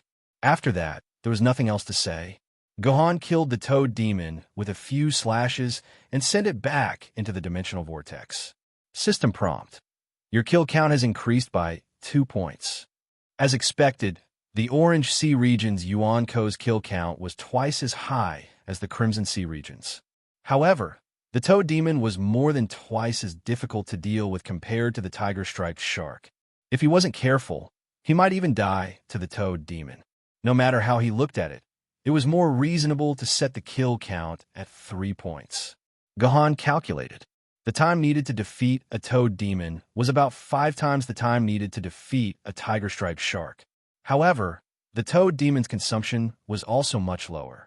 If he kept killing in the Orange Sea region, Guhan would have no problem returning to first place.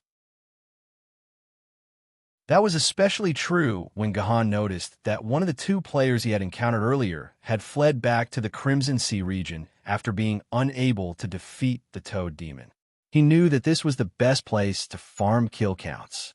However, what made Guhan curious was what kind of Yuan-Ko would appear in the Yellow Sea region.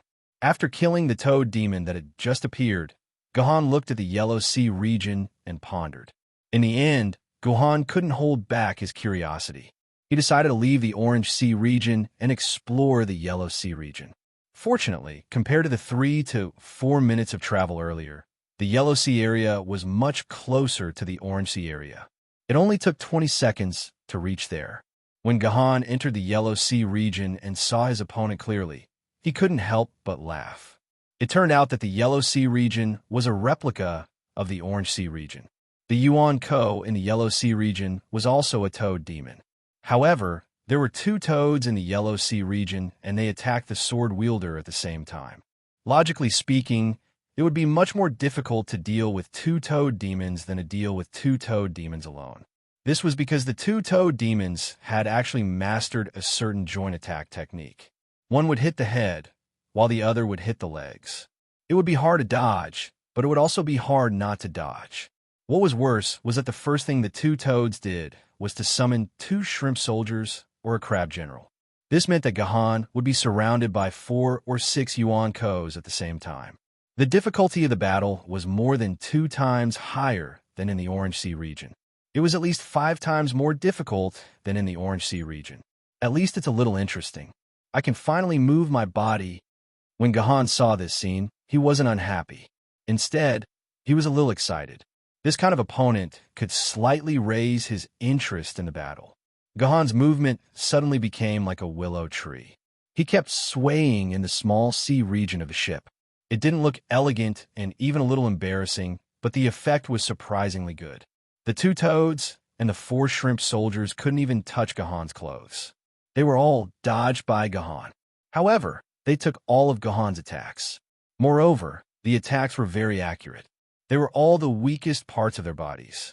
In less than 20 seconds, these 6 seemingly strong opponents were all defeated by Gohan's sword. It's a pity. If I could use the yin-yang swordsmanship tactics, these two toads wouldn't be able to last more than 3 seconds. Gohan sighed. 20 seconds was a little too long. It would be great if he could use the yin-yang swordsmanship tactics in the game. If that was the case, Gohan's strength in the game would be comparable to his strength in the real world. System notification. Your kill points have increased by 10. These two toads actually gave Gohan 5 kill points each.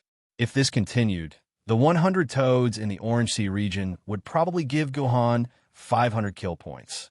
It wouldn't be difficult for him to return to first place.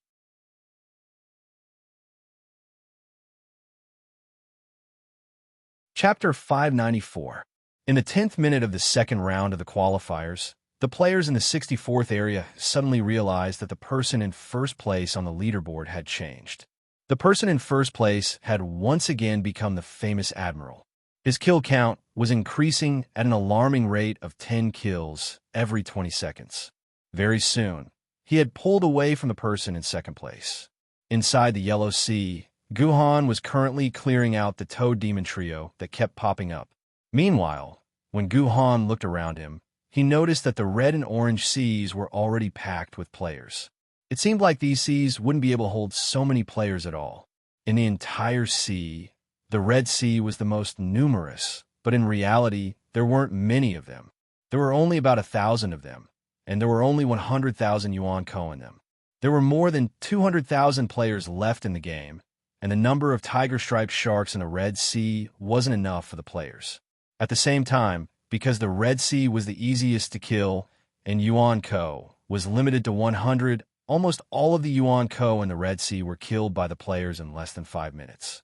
The players could only swarm into the Orange Sea, and by the 5th minute, the number of players in the Orange Sea had skyrocketed. Even though the Toad Demons were having a hard time dealing with the players, it wasn't enough against the sword bearers who outnumbered them by a few times. System notification.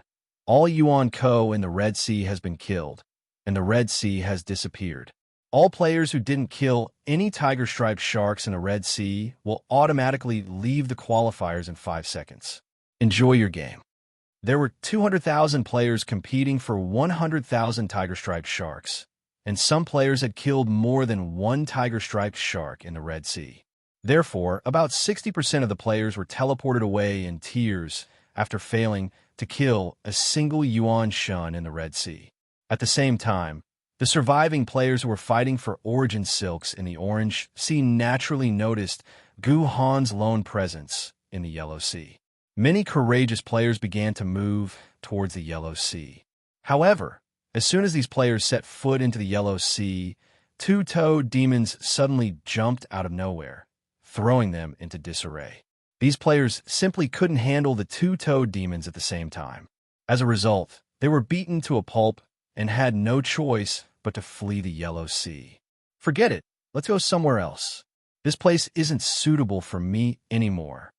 Seeing this scene, Gohan shook his head. He knew that he wouldn't be able to stay in the Yellow Sea for long. Therefore, Gohan steered his wooden boat and began to move towards the Green Sea. Some readers might be wondering why Gohan wanted to go somewhere else. The other players couldn't defeat the 2 Toad Demons in the Yellow Sea. Gohan didn't need to worry about other players disturbing him. Reality proved that Gohan's move was incomparably wise. A large number of players instantly surged into the Orange Sea. Compared to the Red Sea, which had 1,000 Toad Demons, the Orange Sea only had 300 Toad Demons. As a result, the 100 Toad Demons in the Orange Sea were quickly eliminated. Soon, All the players faced the fate of having to enter the Yellow Sea because the Orange Sea had been cleared. Since it was fate, they had to obey it. System notification. All the Yuan Ko in the Orange Sea has been cleared, and the Orange Sea has disappeared. All players who didn't kill the Tiger Strike sharks in the Orange Sea will automatically leave the qualifier in 5 seconds. Have fun. More than half of the players who didn't get anything left the game map. There were only about 20,000 players left, but there were only 100 toad demons in the Yellow Sea. It was a situation where there were too many monks and not enough gruel. These players rushed into the Yellow Sea with the mentality of facing death. Then, they were pleasantly surprised to find that the Yellow Sea was not as difficult to deal with as they had thought. This was because 200 players had entered the Yellow Sea at once. As there were only 100 Yuan Ko's in the Yellow Sea, after the current 50 players enter the Yellow Sea, the players who entered the Yellow Sea would not trigger new toad demons. Once these players joined in the battle, the players didn't have to face 2 toad demons at once. On the contrary, each toad demon had to face the encirclement of 2 players. As a result, the Yellow Sea was rapidly being broken through. Soon, it would follow in the footsteps of the Red and Orange Sea, disappearing into the sea. What about Gahan now? Was he slaughtering the toad demons in the Green Sea? That didn't seem to be the case. Gahan didn't enter the Green Sea. Instead, he kept floating in the empty sea. He didn't enter the Green Sea at all. Was Gahan sleepwalking? That wasn't the case. Gahan was doing something that he felt was very meaningful.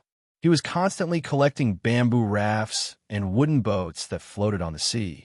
The boats of the players who were forcibly eliminated by the system didn't disappear with them. Instead, they kept floating on the sea like ghosts. Ordinary players didn't care about these boats.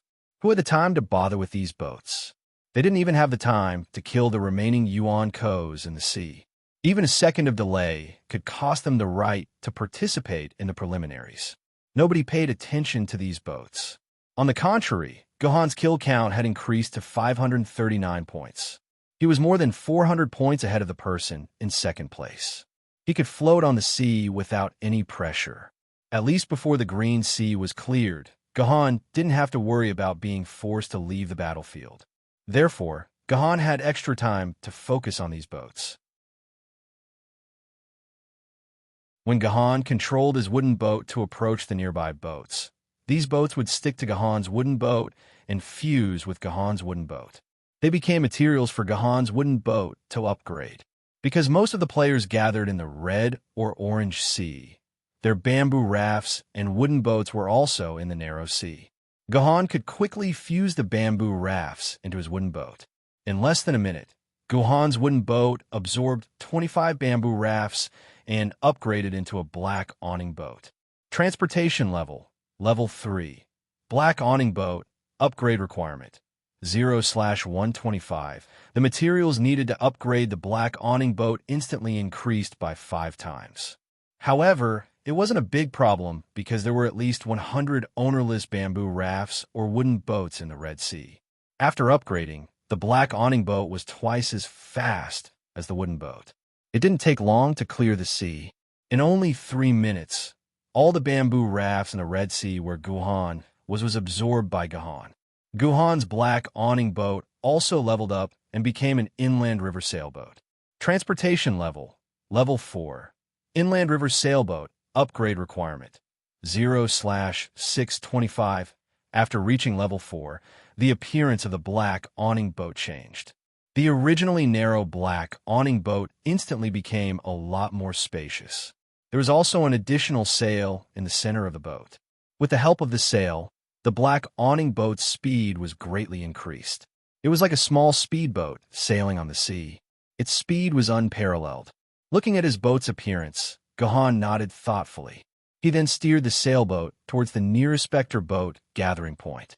Because the sailboat's speed had increased, the size of the sailboat had also increased. Therefore, the speed at which Gahan fused the specter boats had also increased. Previously, it would take him 3 minutes to clear a sea. Now, it only took him 1 minute. While all the players were focused on killing the specter boats in the Orange Sea, Gahan didn't even touch the Green Sea. Instead, he focused on fusing all the Spectre boats into his boat. When Gahan had cleared all the Spectre boats in the 8th Sea, Gahan's transportation had also been upgraded to a miniature sail warship.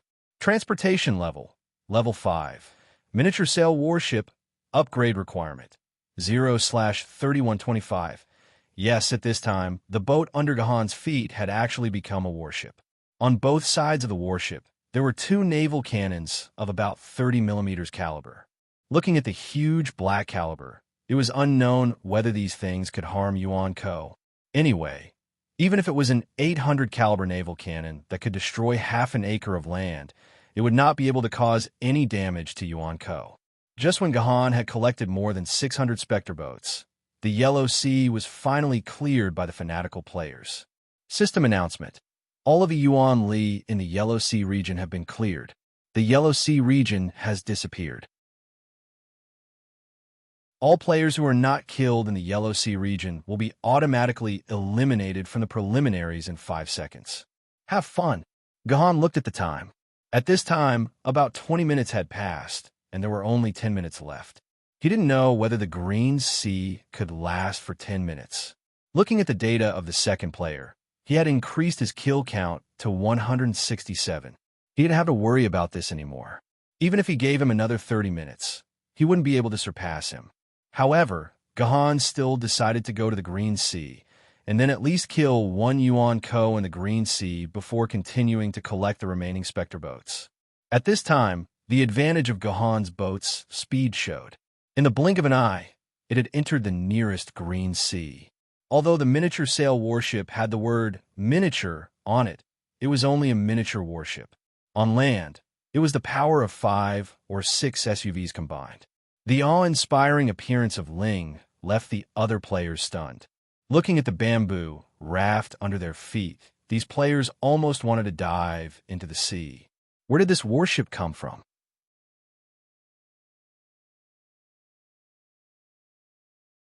Chapter 595. In the forum, all the players who followed Military Governor were dumbfounded. What kind of joke was this? Everyone else was just a small bamboo raft. How did he suddenly become a sail warship? How was he supposed to live? Moreover, since he had spent so much time collecting Spectre ships, why did he still occupy the first place? Military Governor, are you even human? After being shocked for a while, more players began to discuss under the post. Was it worth it for Military Governor to spend so much time collecting Spectre ships to upgrade his transportation? If Military Governor had not spent so much time collecting warships, Military Governor might even have been able to push his score to more than 1,000 kills. Speaking of which, even if he only has 500 kills, I think Military Governor should be number 1 in all 64 district maps, a player wrote in his reply. Let me check. Players immediately followed the post. After a few minutes, a player replied, "This is crazy. The number 1 in the 10th district has actually reached 960 kills. He's only 1 step away from breaking 1,000. Because of such a reply, the entire forum was in an uproar. Soon, information about the number 1 in the 10th district was dug out. This player was called the good guy of Fantasy Village. It was said that he was the only son of the leader of the second strongest sword sect, Fantasy Village Sword Sect. As for how he obtained 1,000 kills, only God knew. Back to Gahan. Gahan took the lead and entered the Green Sea. Soon, Yuan Ko revealed his true form in the Green Sea. It was a huge, white, furry sea lion with a huge black horn. It was as large as Gahan's miniature sail warship. Yuan Ko name, Sea Lion. Grade, Soul Level. Current World, Digital World. Entry Dungeon, all sea environment dungeons and most game world dungeons. Health points, 4 stars. Attack, 3 stars. Agility, 1 star. Demonic power, 2 stars. Abilities, thick fur and strong body. It has a structure that allows it to survive even in extremely cold places. The sharp horns were made of one of the rare metals, mithril, and the skin under the fur also had the same hardness. The part of the claw that was in contact with the ground was a humidity-absorbing heater that could produce a high temperature with its own will. Therefore, it was possible to gain a foothold on the ice without slipping. However, it seemed that it was impossible to move quickly. During battle, it would roar like a lion to intimidate its opponent. Ultimate move, Peak of Heat, Aurora Borealis, Icicle Fur, Harpoon Machine Gun. Introduction. One of the Yuan Ko of the digital world. He is also one of the few Yuan Ko that can surpass the limits of realms and evolve on his own. Legend has it that there is a Viking, the ultimate evolved form of a sea lion. He is a powerful universe-level Yuan Ko. The sea lion belonged to the Yuan Ko of the digital world. It was considered a unique species among the Yuan Ko. Just like the Pokemon Yuan Ko, they could surpass the limits of most Yuan Ko to increase their realms. They relied on the mysterious power of purification to become stronger Yuan Ko. Gohan had met such a Yuan Ko once before. It was in real life. An intern teacher, sorry, I can't remember this guy's name, but I don't want to go back and look for it, gave Gohan a small demon beast. Then, this small demon beast turned into a demon beast and gave Gohan a fatal blow when he was still an ancient sword wielder at that time. This was the first time Gohan was seriously injured and had to enter the medical pod. He also owed Liu Ling a few million RMB. Gohan couldn't help but sigh when he saw the Digimon Yuan Ko again. It was only 2 months ago, but now that he thought about it, it felt like years had passed. Harpoon Machine Gun. The sea lion did not hold back. When it saw Gohan, it used its ultimate skill. The Harpoon Machine Gun fired the black horn on the sea lion's head like a missile. However, the speed of the spear did not seem to be very fast. Gohan could easily knock it away. In fact, that was what Gohan did. He swung his heavenly sword in the air and accurately blocked the horn. However, what happened next surprised Gohan. The harpoon, which looked like a solid horn, actually exploded the moment it came into contact with Gohan's heavenly sword. A huge flame exploded in front of Gohan. The shockwave and debris hit Gohan's body, causing his personal shield to crackle. Personal shield energy, minus 500. The explosion actually destroyed 500 points of Gohan's personal shield energy. Gohan's current personal shield energy was only 6,000 points. This was the first time Gohan had been injured since he entered the preliminaries. However, the Harpoon Machine Gun was not all the sea lion had up its sleeve. After the horn exploded and a large amount of frost-like mist came out, the sea lion quickly pounced on Gohan's warship. It wanted to knock Gohan's warship down to the bottom of the sea. Kaboom!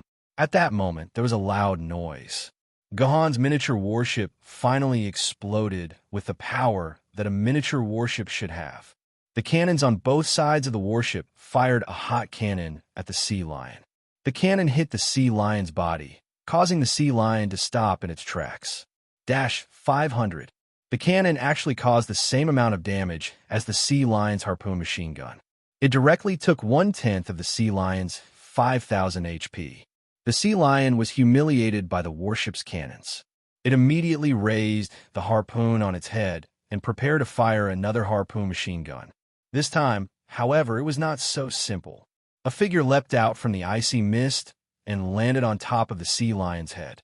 The figure thrust the heaven-reliant sword deep into the sea lion's head, causing the sea lion to roar out in a frenzy. There was nothing much to say about the rest of the battle.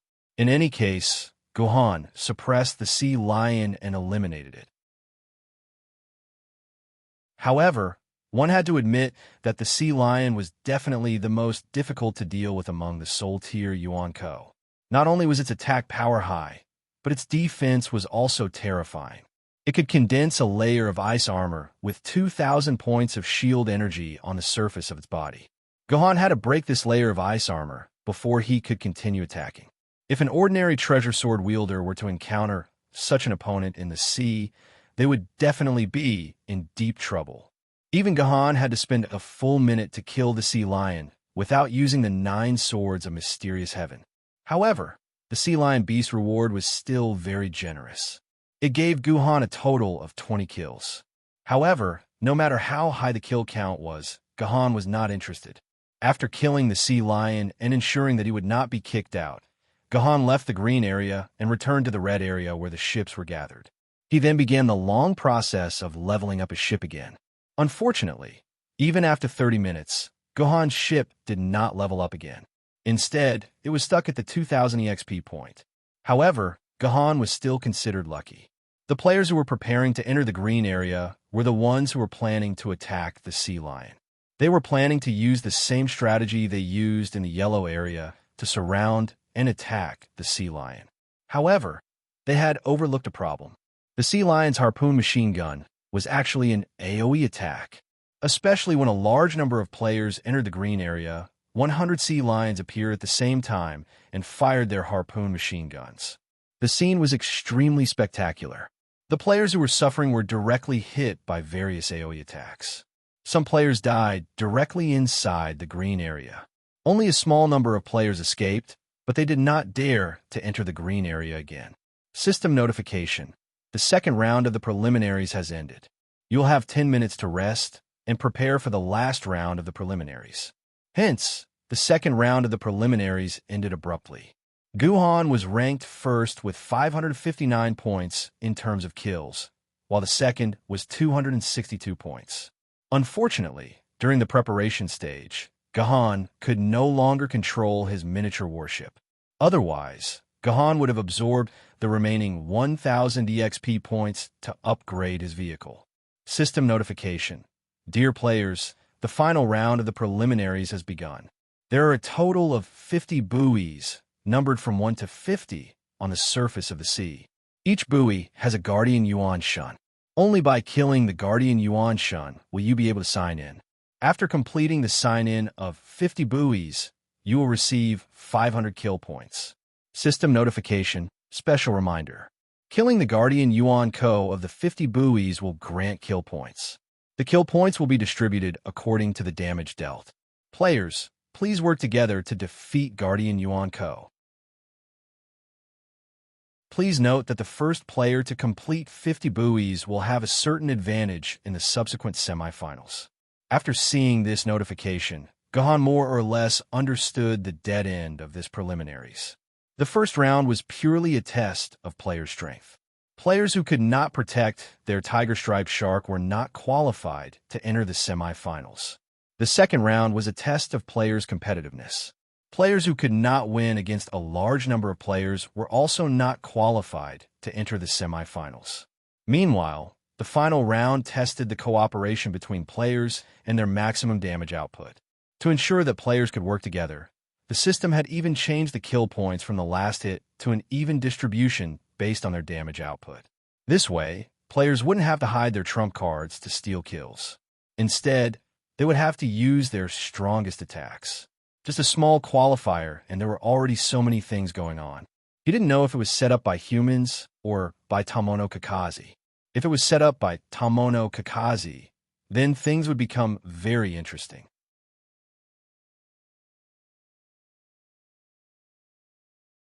Chapter 596. After the first 2 rounds of elimination, there were only slightly more than 1,000 players left out of the 730,000 players in Area 64. The elimination rate was as high as 1 in 1,000. Those who remained in the area were the best of the best. They were absolute masters among the sword wielders. These masters were all gearing up for battle. Once the 10-minute break was over, they would rush to the 50 buoys, kill Yuan Ko who was guarding the buoys, and hide from Yuan Ko's hidden points. As the countdown on the controller reached 0, the boats under the players' feet immediately sped away, heading straight to their respective targets. Gohan's first target was not the buoy closest to him. Instead, he chose a buoy that was relatively far away from other players. Gohan was not interested in cooperating with other players. The fewer players who disturbed his battle, the better. The highest level boat under the others' feet was a black awning boat. When Gohan had reached his relatively far target, their boats were still slowly rocking along the way. Gohan did not say anything. He patted the buoy, and a tiger-striped shark jumped out of the water. What's going on? Why is the Yuan Ko guarding this spot, just a tiger-striped shark? Gohan thought that at least it was a flood dragon or dragon Ko. Only then would it be worthy of being a boss. However, the next moment, Gohan knew why it was still a tiger-striped shark guarding this spot. This tiger-striped shark was different from the previous tiger-striped shark. Whether it was attack power, defense, or health points, it was several times better than the previous tiger-striped shark, especially its health points. Gohan dealt more than 500 damage with his sword, but the tiger-striped shark's health bar only decreased by about 1%. The previous sword attack was enough to make an ordinary tiger-striped shark lose a quarter of its health points. For Gohan, these changes were not a big deal. The attack power was several times higher than Gohan's, and the defense was several times higher. Gohan could attack the tiger-striped shark's weakness. As for the tiger-striped shark's health points, it was dozens of times higher. As for the tiger-striped shark's health points, it was useless. At this time, the advantage of Gohan's miniature warship was also reflected. One of the ship's cannons fired at the tiger-striped shark at the same time, dealing 500 damage with no change. It seemed that the damage of the ship's cannons was fixed. No matter how high the defense was, it was useless. Under the simultaneous attacks of Gohan's Heaven-Reliant sword and the ship's cannons, the tiger-striped shark's health points decreased at a speed visible to the naked eye. When several players who were also targeting this buoy arrived, the tiger-striped shark had already breathed its last breath and returned to the dimensional whirlpool. F***CK. Why do we go through so much trouble to come here? The three players who were close to the buoy looked at each other. Apart from wry smiles, embarrassment, and helplessness, there was no other expression on their faces. There was nothing more frustrating than this situation. Comparing oneself to others was infuriating. System notification. Buoy 39's Guardian Yuan Ko has died. Player Military Governor has completed sign-in and obtained 1 sign-in kill point. System notification. Player Military Governor has dealt 100% damage to Buoy 39's Guardian Yuan Ko. Player Military Governor has obtained a total of 300 sign-in kill points. This system prompt shocked everyone present. At this time, they had just arrived at the side of the Guardian skeleton they had chosen. They hadn't even touched the buoy, but one of the Guardian skeletons had already died. Moreover, it had been killed with 100% full damage. Was this commander a human or monster? It seemed that they didn't need to fight for first place. They could just fight for second place. Well, if they didn't consider the inhuman military governor, second place was still first place. Kill points, 859. Gohan glanced at his results. He controlled the miniature sailboat and sped towards his next destination. Definitely not with that monster military governor. Let's go there. The three players made the correct decision at the same time. They headed in the opposite direction of Gohan, towards another buoy. System notification. Player Military Governor has dealt 95% damage to Buoy 30's Guardian Yuan Ko. Player Military Governor has obtained a total of 290 sign-in kill points. System notification. Player Military Governor has dealt 90% damage to Buoy number 17's Guardian Yuan Ko. Player Military Governor has obtained 280 kill points. Notifications like this kept ringing in the ears of all the players. These players were already numb to these notifications. In just 20 minutes, they had already heard such a notification for the 9th time. This meant that the military governor had participated in the siege of the 9 buoys guarding Yuan Ko, and he had obtained the most kill points from all of them. At this time, Gohan's kill points had reached 2,759, pulling away from the second-place player by more than 2,000 kill points. There was no longer any suspense about the first place in Area 64. System notification. Buoy number 50's Guardian, Yuan Ko, is currently recovering his HP. All players, please surround him and prevent his HP from recovering. Suddenly, among the many notifications about the military governor killing Yuan Ko, a completely different notification attracted all the players' attention. What's going on? I remember there are more than 30 players at Buoy number 50. Why do we still need to surround him? The players who heard this system notification were puzzled. Then they raised their heads and saw a huge tortoise lying on the water surface at Buoy number 50. More than 30 players ran away from the tortoise as if there was something terrifying on its body. The tortoise was lazily stretching out its tortoise head and limbs, staring at everyone innocently. F***CK. That's a black tortoise. Someone recognized the origin of this tortoise.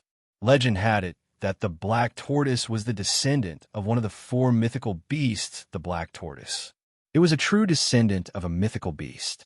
The weakest black tortoise had the strength of a flood dragon Yuan Ko, while the strongest black tortoise could reach the level of a meteor tier Yuan Ko. Looking at the size of this black tortoise, it should be a dragon tier Yuan Ko. No wonder more than 30 treasured sword tier swordbearers failed to besiege it. Instead, they all ran away. By asking the players who were fleeing from the black tortoise, the others roughly understood what had happened. Although this black tortoise was a dragon tier Yuan Ko, it seemed to be peace-loving and unwilling to attack. It just lay there and let the other players attack it. These players thought they had met a good opponent. They excitedly let their sword ladies use their ultimate skills to deal with the black tortoise. But when they really fought, they found that it was not that this black tortoise did not attack, but used defense as its own offense. In the face of attacks, the black tortoise would simply shrink its body into the tortoise shell, and all the attacks could only land on the tortoise shell. What was even more frustrating was that this tortoise shell actually had a shameless damage reflection effect. As long as you dealt any damage to the tortoise shell, all of the damage would be reflected back to you. Furthermore, this black tortoise had an incomparably thick and long HP of several million. All the sword wielders had not even managed to deal 0.5% of its HP before their own personal shields were already on the verge of collapsing. The more damage you dealt to the black tortoise, the faster you would die.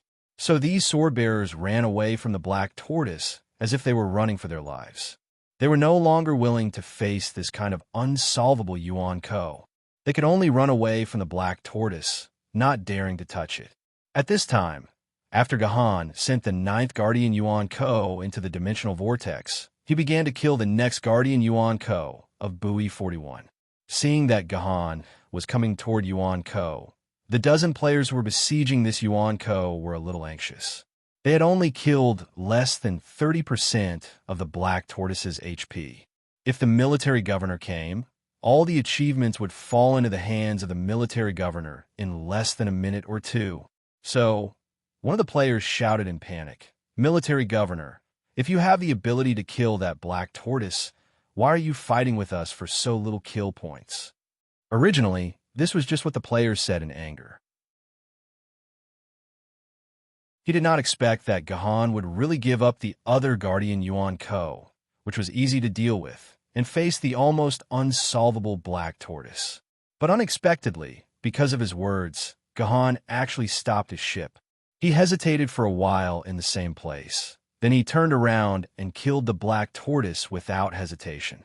It turns out that this military governor is an idiot. The player sighed and continued to devote himself to the fiery business of killing Guardian Yuan Ko. God knew if this military governor would turn around and rob his subordinate, Yuan Ko, after he found that he could not defeat the black tortoise at all. Guhan's warship gradually approached the position of black tortoise. This black tortoise saw another player running over unknowingly. It yawned slowly and retracted its body into the tortoise shell. It looked like it didn't care how the player hit it.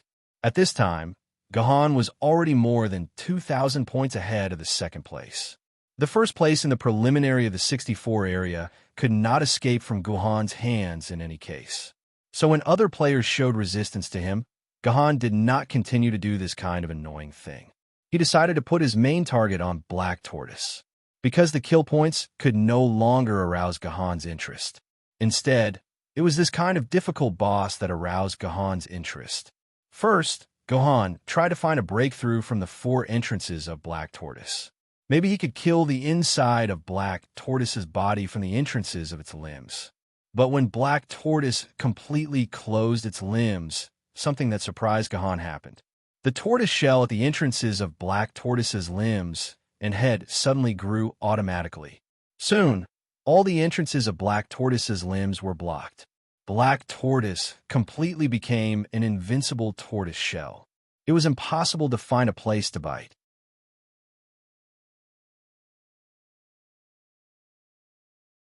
Chapter 597. The hot topics on the Sword Maiden Online forum changed rapidly, but it seemed that the military governor was always involved. When the qualifiers reached the last stage, another post about the military governor blew up the entire forum. Even the military governor has moments of helplessness. It was this post that caused a number of discussions on the forum to once again reach a peak. This player's post included a video of the battle between the military governor and the tortoise. In the video, the military governor's combat skills were exquisite, and his swordsmanship was also unique.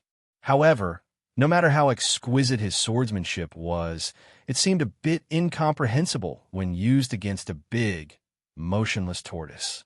This black tortoise only cared about shrinking its body into the tortoise shell, and even the military governor couldn't do anything to it.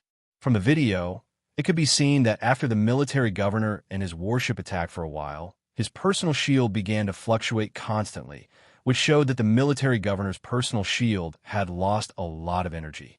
If the battle continued, it would not be the tortoise that would die, but the number one swordsman, the military governor, next to it. As for this black tortoise, its HP bar actually decreased by less than 1%. Almost no change could be seen.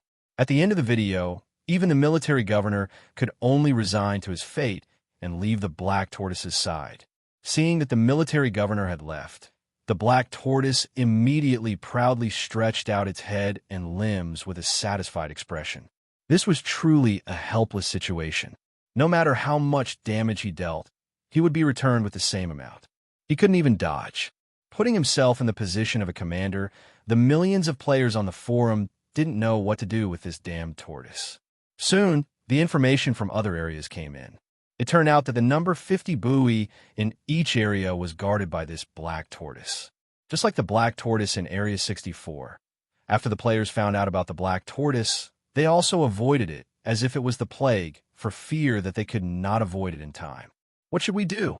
The other 49 yuan codes will be finished sooner or later. At that time, we still have to think of ways to deal with this black tortoise. The players in the forum began to worry. I'm afraid that we won't be able to kill this damn black tortoise, even if we attack it together. The system won't be so cruel. In my opinion, it can be divided into several echelons to attack. When the personal shields of the sword bearers of one echelon are about to be depleted, they can change to another team of sword bearers. This team will go down to restore the energy of their personal shields.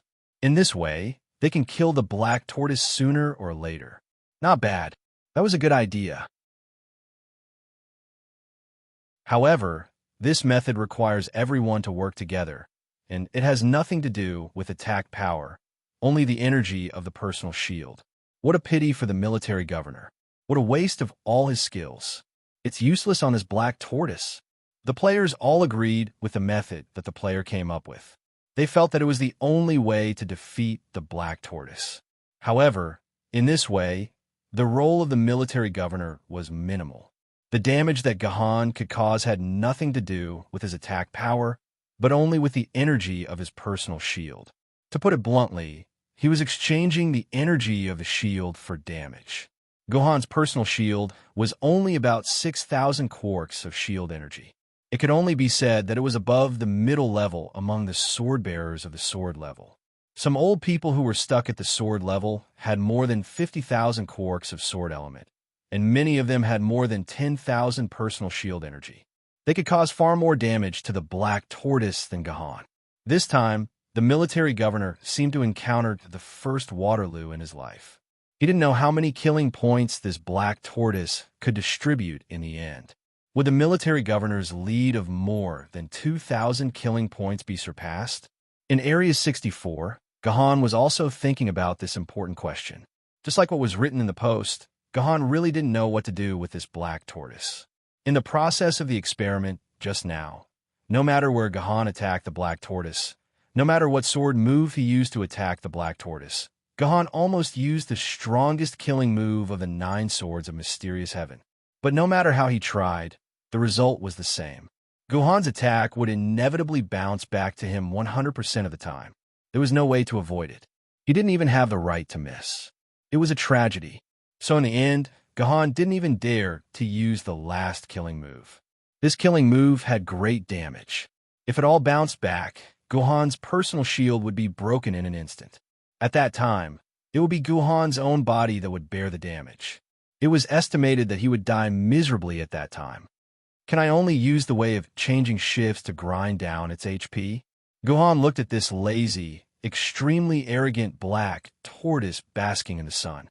He couldn't help but feel a little annoyed. This was the first time that Guhan encountered an opponent in the game that he didn't know how to deal with. The damage bouncing of this Yuan Ko was too disgusting.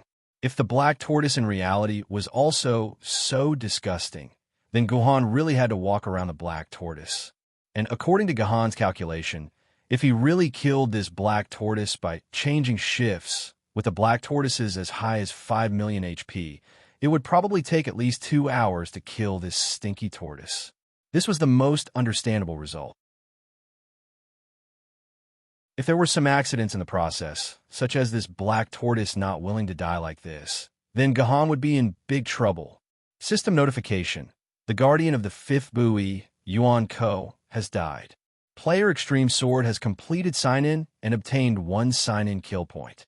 System notification. Player Extreme Sword has caused 3% damage to the guardian of the 5th buoy, Yuan Ko, and obtained a total of 32 kill points. Player Perceptive Erosion Sword has caused 1% damage to the guardian of the 5th buoy, 30 kill points. Player Xinyuan 6 has caused 2% damage to the guardian, 24 kill points. Player Toya Lake. Player Big Alive has caused 2% damage to the guardian, 3 kill points. While Guhan was thinking about these problems, the first boss that was completely killed by other players appeared. This meant that the remaining guardian, Yuan Ko, would soon die. This black tortoise would become the last problem that stuck everyone. At that moment, Guhan suddenly felt as if his blood was gradually boiling. This was a feeling that could only be felt when one's blood was boiling and wanted to kill the enemy. Guhan rarely felt this way. The last time he felt this way was when he returned to the core area of Yuzhong City. In order to protect the entire city, he had to fight a battle of wits and courage with Yuan Ko. He did not expect that the qualifiers, which he thought would be very boring, would actually make him feel this way. Of course, the degree of this feeling of blood boiling was not high. It was far from the level of feeling he had in Yuzhong City. At most, it made Guhan's body feel a little hot. With passion and interest, it was easy to deal with it. Guhan sat down on his battleship and thought for a while. He stood up and looked at the surrounding environment. He looked at the lazy and arrogant black tortoise. Finally, Guhan focused his attention on the message record. As long as Guhan thought about it, he could access the battle record generated in the battle just now. It clearly recorded some of Guhan's battle data. You have caused 600 points of damage to the black tortoise. The black tortoise's thorn tortoise shell has caused 600 points of damage to you. Your miniature sail warship has caused 500 points of damage to the black tortoise. You have caused 1563 points of damage to the black tortoise. The black tortoise's thorn tortoise shell has caused 1563 points of damage to you. Your miniature sail warship has caused 500 points of damage to the black tortoise. The energy of your personal shield is less than 10%. Please proceed with caution in the next battle. Guhan kept flipping through these materials. A small flame in his mind burned more and more fiercely. Guhan seemed to have thought of something. He thought of a way to deal with this damn tortoise. Guhan put away the battle record and then immediately ran to the warship's controller to check the status of the warship. He pulled up the basic attribute column of the entire warship Frowny Face Miniature Sail Warship, LV-5. Cannot be damaged, cannot be sunk. Surface Combat Type Vehicle. Sailing Speed, 18 knots. Volume Size, 15 by 8 *3 armament, 230mm naval cannons. Damage, fixed damage, 500 points. Yes, that's it. Guhan looked at it and knocked on the manager hard. He finally found a way to deal with this black tortoise. In the forum, all the information about the preliminaries was constantly sent to the internet. Yuan Ko Guardian number 1 to number 49 in the 10th area are all dead. They are besieging the black tortoise. Such a message suddenly came out on the forum, which meant that finally some areas began to unite to attack the 50 black tortoises. The 18th area has also begun to besiege. One more.